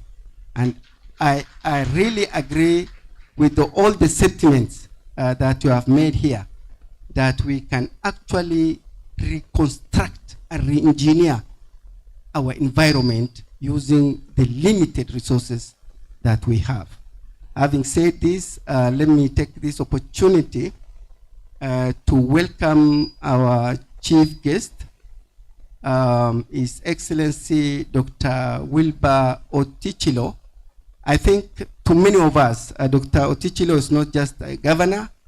Dr. Otichilo is one of the leading experts on issues that are under discussions, natural resources, environment, and they have served Kenyans in many other capacities in the past.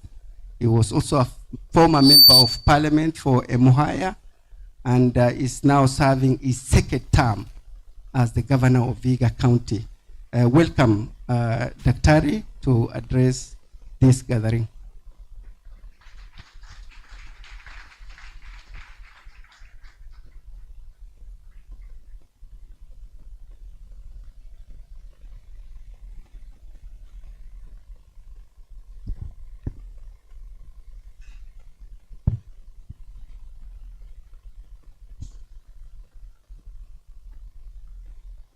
It is indeed nice to be in this community. I'm used to a community where things run very fast and you don't predict what is going to happen. But here I can predict things are being done in a very systematic manner, very orderly, and there's some good order. So I feel at home that I'm back to the family where I belong. And I want to assure you that very soon I'll be a full-time member of this family. I'm just remaining with about 20 months, and my journey in politics will come to an end, and I'll join you back. I would like to say that I'm very happy and privileged to attend this 4th edition conference of the Environment Institute of Kenya. I am a member, but I have never had a chance to attend. So this is a golden chance for me. So let me go back to my address. The Environment Institute of Kenya, government representatives, environmental practitioners, members of the academia, civil society, and all other distinguished guests, ladies and gentlemen, receive my greetings and those of the great people of Vihiga. I begin by giving my sincere appreciation to EIK and all other partners who organized and supported this conference. I am glad that the conference will not only provide platform for interdisciplinary dialogue among all participants, but also provide an opportunity to network and foster partnerships for climate action. Ladies and gentlemen, human activities, mainly through emissions of greenhouse gases, have undeniably caused global warming, with the global surface temperatures reaching 1.1 degrees Celsius in the decade from 2011 to 2020, above the pre-industrial levels of global greenhouse gas emissions and concentrations. And these have continued to increase largely due to unsustainable energy use, land use changes, and unsustainable patterns of production and deforestation. Africa suffers extreme climate events such as floods, droughts, increased prevalence of pests and diseases, emergency of new epidemics, reduced access to water, and increased intensity and frequency of climate-triggered diseases, disasters such as landslides. These impacts expose over 280 million people to food insecurity, and a further 230 million are projected to face water stress by the end of 2025, despite Africa contributing only 3 to 4% of the total global emissions. Kenya, like other African nations, suffer the impacts of climate change manifested through droughts, as witnessed in the years 2020 and 2023. As a result, over 4.4 million Kenyans were subjected to acute food insecurity by the end of the year 2023, while floods displaced more than 200,000 people during the 2024 long rain season, leaving over 70 fatalities in Mai Mahiu mudslides. These impacts greatly threaten lives and livelihoods upon which majority of people depend, hence highlights the urgent need for networking and partnerships in adaptation. And this justifies this conference. Ladies and gentlemen, implementation of climate action, both global, regional, and local levels, require a significant amount of finances. Kenya set her climate financing target to US dollars 62 billion with an aim of mobilizing 80% from international sources while committing domestic allocation of 20%. Through their climate change legislative frameworks, counties have apportioned 2 to 3% of their development budgets to climate change funds.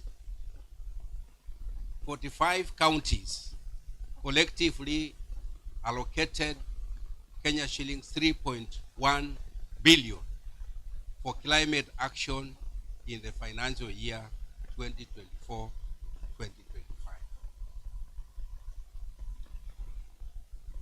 The financing locally led climate action, that's the FLOCA program, is a national treasury coordinated climate finance program through which the Council of Governors and the National Treasury mobilize resources from various partners, such as the World Bank, the German KfW, the Swedish International Development Agency, and the Royal Danish Embassy, among others.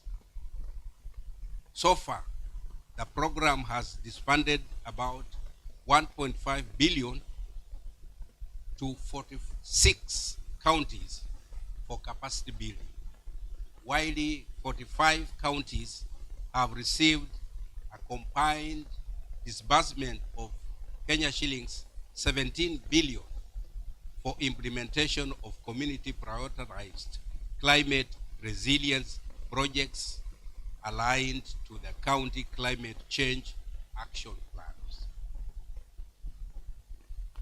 And these are mainly targeting programs under water sector, environmental conservation, disaster risk reduction, and climate smart agriculture.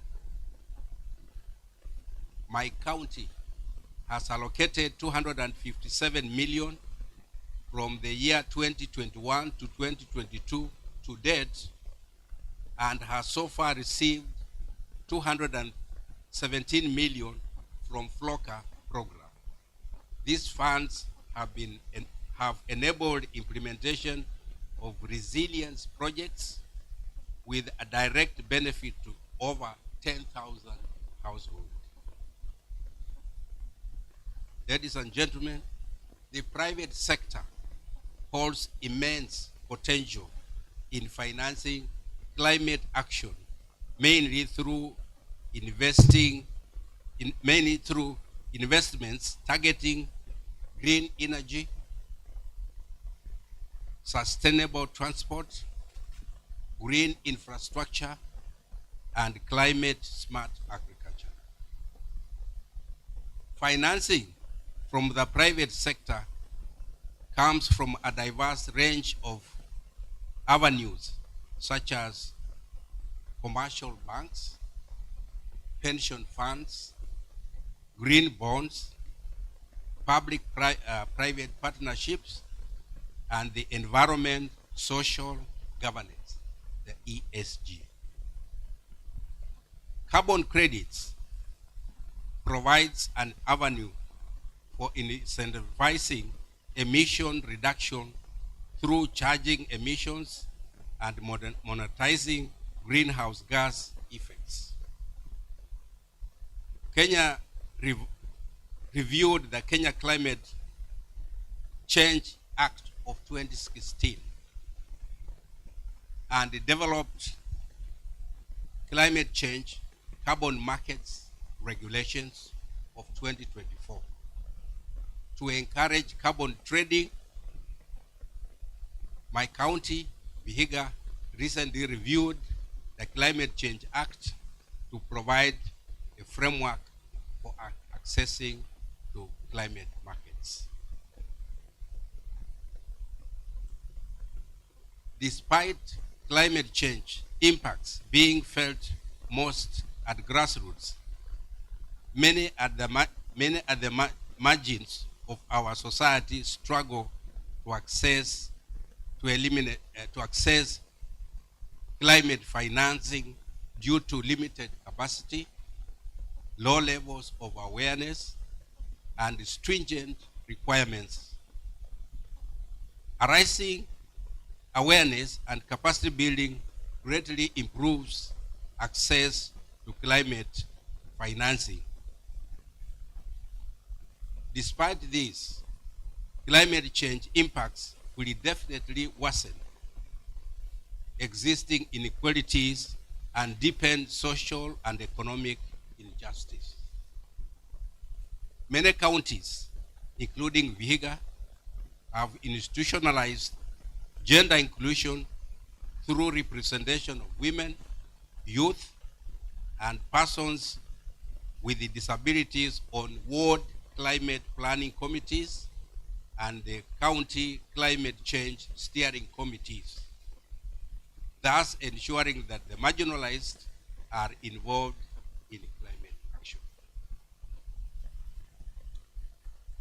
The implementation of climate action is enabled by institutional frameworks established at the national and county levels. At the national level, we have the Climate Change Directorate, which coordinates implementation of climate action at the national, with the National Environment Management Authority, that's NEMA, being the principal institution in environmental conservation and management in Kenya, among others. All counties have formulated legislative framework that anchor climate change governance frameworks. Ward level committees have been established to facilitate citizen engagements in climate action, whereas county level climate change directorates and committees coordinate and oversight implementation of climate action, respectively. Vihiga County was among the first 5 counties to pilot the establishment of climate change governance institutions in Kenya, and I'm happy that they have greatly enabled accountable and transparent implementation of climate action.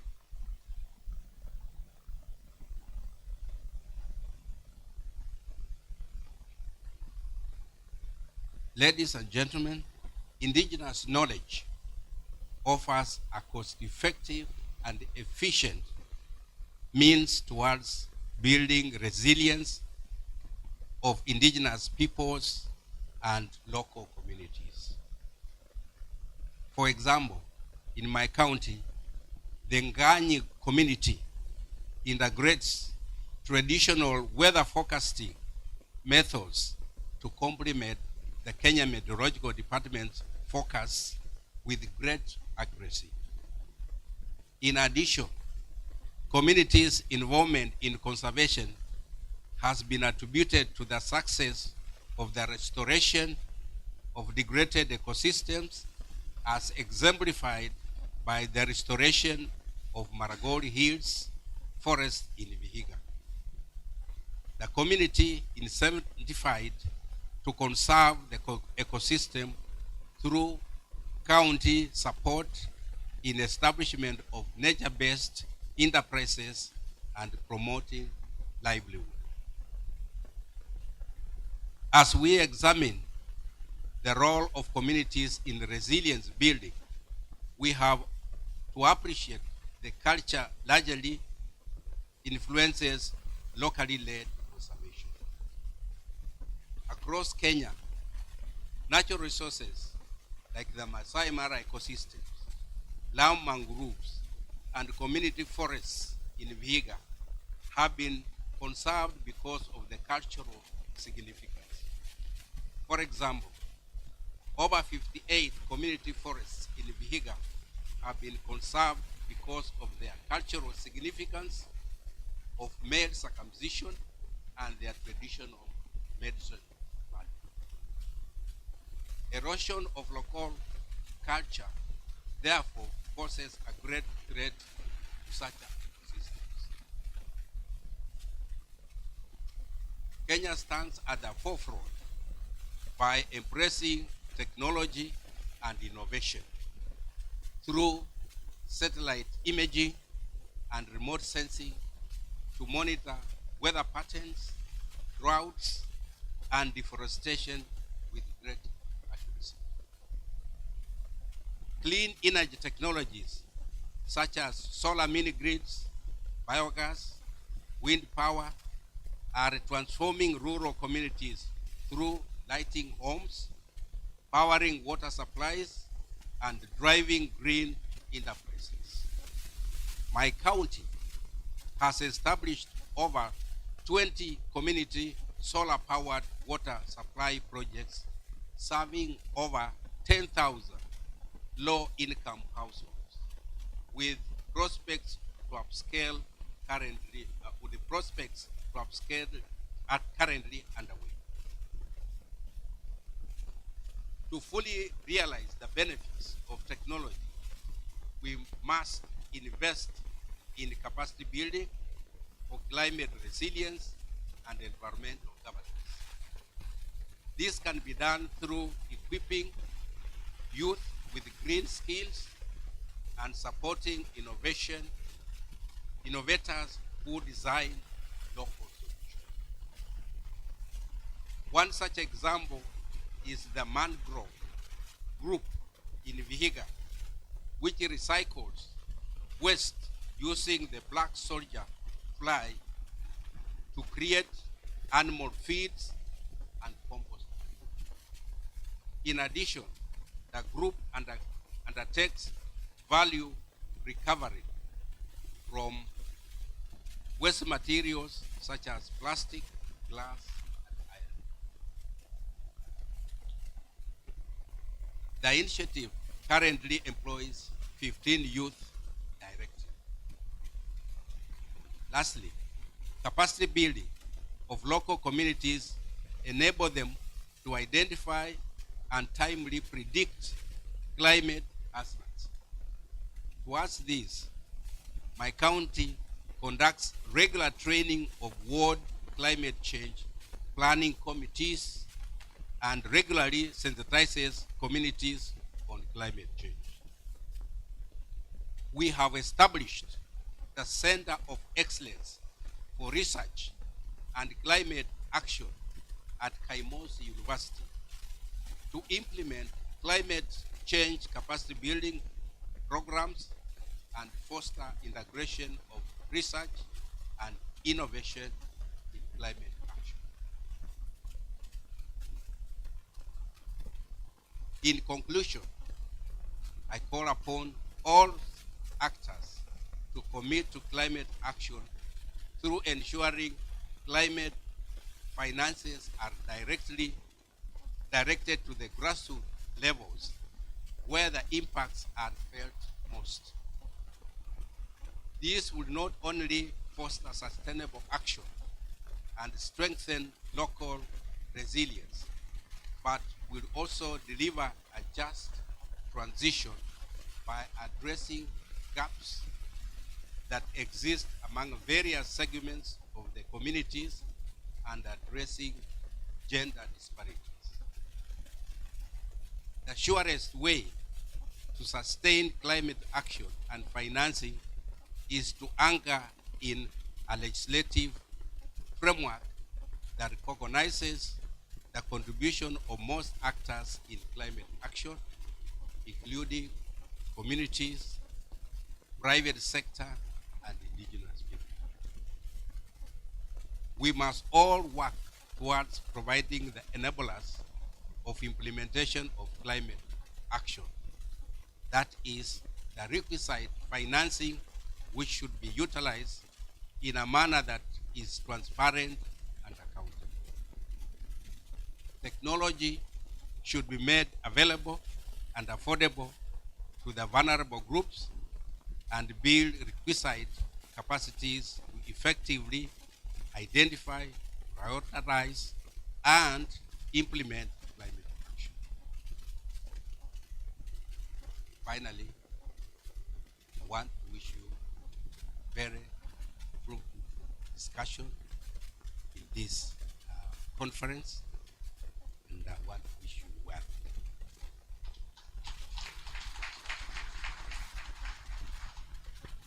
I therefore want to take this opportunity to officially declare this conference officially opened. Thank you.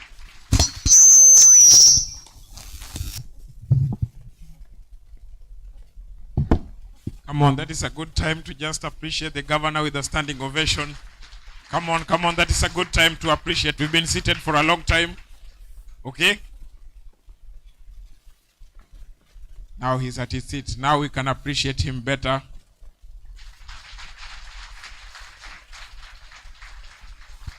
Okay, let us appreciate all the speakers that have gone before him. And let us appreciate the great person that is the audience, and that is you. Come on, let us appreciate ourselves. Thank you so much. We thank all the speakers.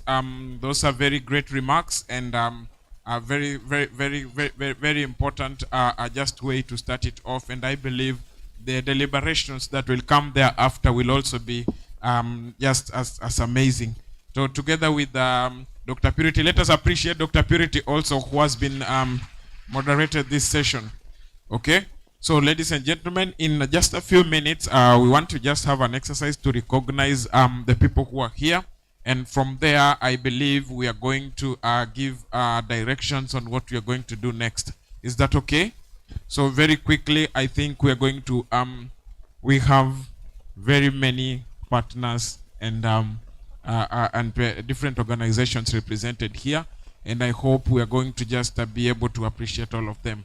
But before we go to the partners, I think it is important to acknowledge a very, also a senior official who has joined us while the event was going on. And this is Mr. Muya Ndambuki. Mr. Muya Ndambuki is the County Secretary, Machakos County. Let us appreciate Mr. Ndambuki. He's seated on the overflow, but I believe as the conference goes on, we'll have a chance to interact with him. Without much ado, allow me to just very quickly go to the list and recognize the organizations that are represented. Please, the order is immaterial. Is that okay? The order is immaterial, so there is no list. It's just the way people registered. Maybe if that order should mean anything, is maybe whoever came earlier and whoever, so because we are using the attendance register. It's okay? Everyone is important. Haven't we appreciated ourselves as important? Awesome. Now, I see on my list here we have the National Research Fund. Come on. Okay, sikupeana drill. When I mention the partner, we just appreciate them. See, we are... Nisisi. Okay.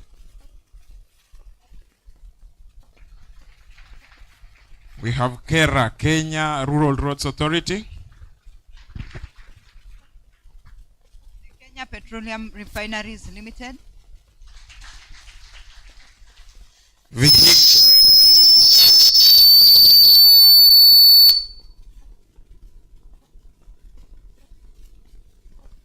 Let's just use this. Vihiga County Government. We have Kefri. Ken Jen is in the house. Oh, Nema is here, and the chairman has invited us to some conversations. Chair, definitely we are very sure we are going to have some conversations. Let us appreciate Nema. Hapo tu kwa Nema experts. We are going to have some conversations with Nema. Okay, thank you. We have Namata in the house. Okay, Machakos County government is represented. Safaricom are well represented. We have our friends from Net Fund.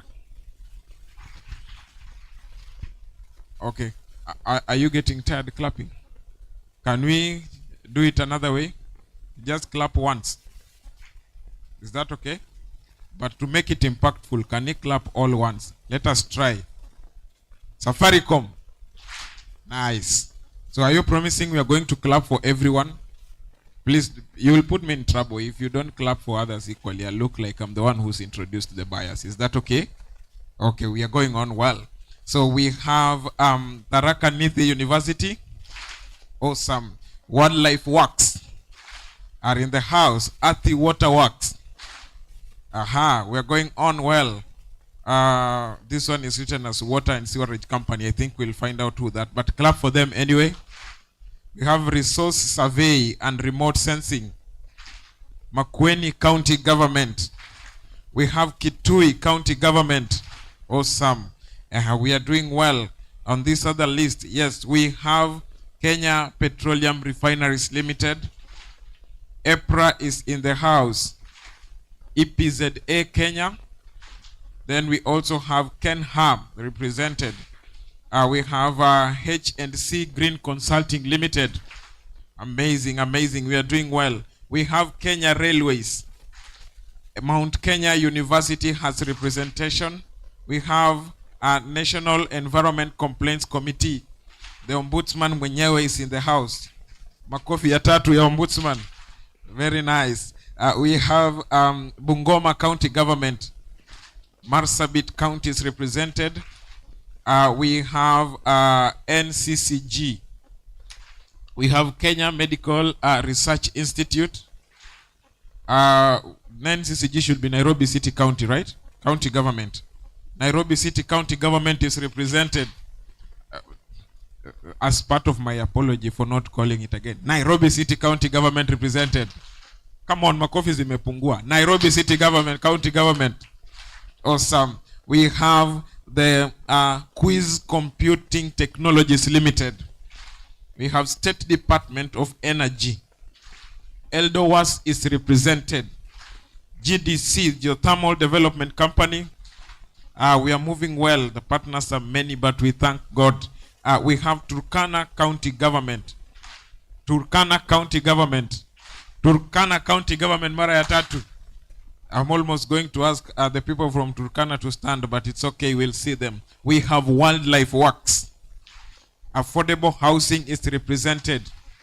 We have Konza Technopolis. Amazing partners. We have Limuru Water and Sewerage Company. Laikipia University.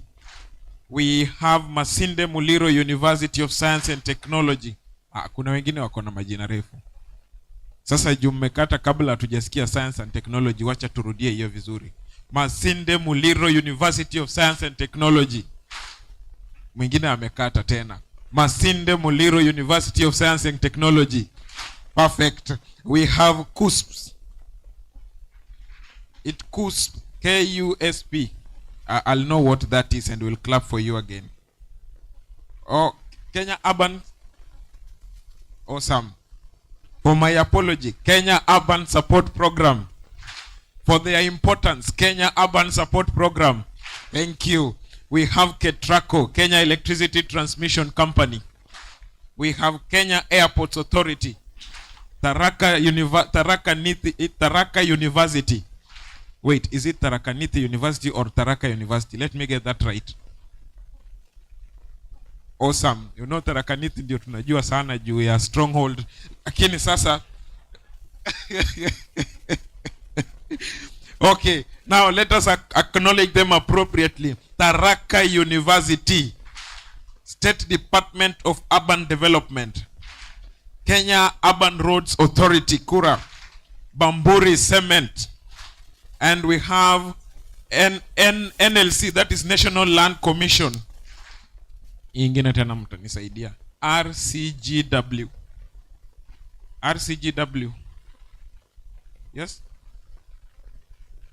Aha.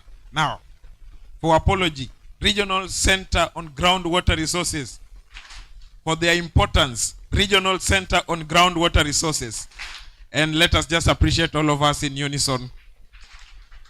Mingi sasa, mingi. Makofi. So, can we remind ourselves of those days? Tunataka tatu. Moja. Bili. Tatu. Funga. Fungua. Oh, I look like I'm not Gen Z, sindio? Mimi sio Gen Z. Kama najua hiyo, mimi sio Gen Z. Dr. Purity? You yourself for Mike. So now I think we are just going to give directions on what we are going to do next. Okay?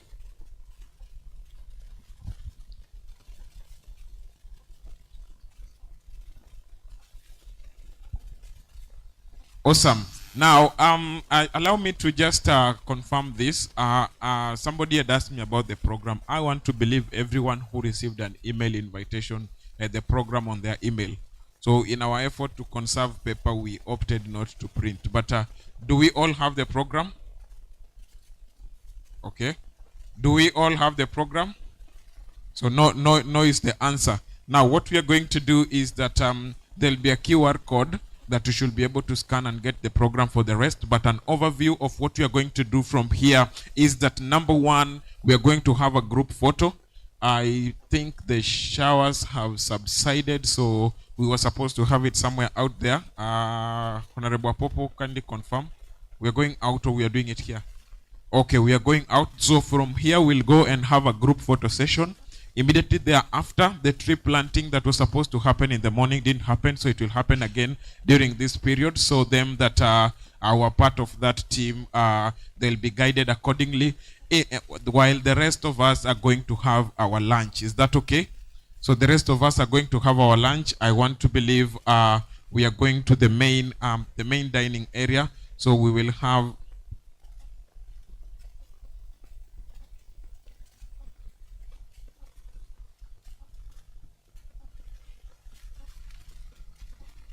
okay. So now I'm just thank you for that direction. So number one, for the rest of the delegates, I know them that are at the front might not have it, but I want to believe all of us have the green wristband. Do we have the green wristband? Who does not have a green wristband? Of course, apambele. If you don't have the green wristband, when you mzito. If you've never described yourself, come mzito. If you don't have the green, okay, anyway, everyone who ni mzito. Sawa, wacha tu. Have to. Now, them that have a green wristband, that forms part of our meal card. So I'm advised that on your way out, there is something else that you'll be able to receive from the door. So let us just try to be orderly as possible. There'll be people to do that. While we pick that, we'll be able to just go straight out, up the stairs and from the main entrance, and we'll be guided to the dining area where it is. Is that okay? But so that we are able to do this in a very orderly manner, we have said, and we appreciate, it is a culture, it is a principle that we give honor to whom honor is due. Is that okay? So I will allow our speakers and our main guests to first leave through, I think we are going to leave this side, then we will go, because them are not going to be handling the meal coupon there, but then the rest of us should be able to get it from there. However, I've just remembered something. Because we are going for photo session, I think we'll come back for what you're supposed to receive. So we'll allow the guests to go, then we'll follow them. Let us go for the group photo there. Then from there, I think by the time we are done, we'll have figured out how people are going to pick the coupon that they're supposed to pick, so that we do this as quickly as possible. We have an amazing afternoon session. I want to believe we are going to have a brief panel discussion. Then we'll go into the breakaway rooms. And before then, as I said, those who have the programs on their email, you can consult that. But the rest of us, the QR code will be displayed in our screens, and you're able to get the program and see even the breakout session, so that you're able to join the conversation that is of interest to you. Is that okay? Is that okay? Let us be upstanding. We just have someone to pray for us for what we are going to have. Then we should be able to to proceed. So can I get a volunteer? A lady, Magdalene, just come. Magdalene, just come. Yes, come and lead us in a word of prayer. We do that as quickly as possible. Then, as I said, kindly just hold your peace for a minute. We'll go with the team that is ahead here. We'll go first. Then the rest of us will be able to go. By the time we get there, the photo session will be organized, and I believe we are going to do that as orderly and as quickly as possible. Thank you, Magdalene, leaders. Now, we are supposed to be back here at exactly 2. Okay? So whatever it is we are doing, let us give it our best. Let us do it as quickly as possible so that at exactly 2 we are able to come back for the sessions in the afternoon, and then we are going to be guided as we proceed. Is that okay? Thank you so much. And Magdalene can do that. Let us pray in the name of the Father, Son, and the Holy Spirit. Thank you, Lord, for having brought us safely from the time we started up to this time. We ask you to protect and to go on with the rest of the program. Bless us so long, and this is your gift which you are about to receive for your goodness through Christ our Lord. Amen.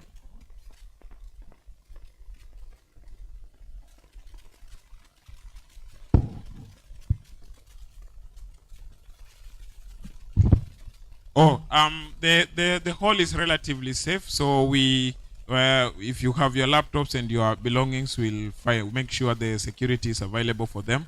So don't trouble yourself so much with that. Thank you.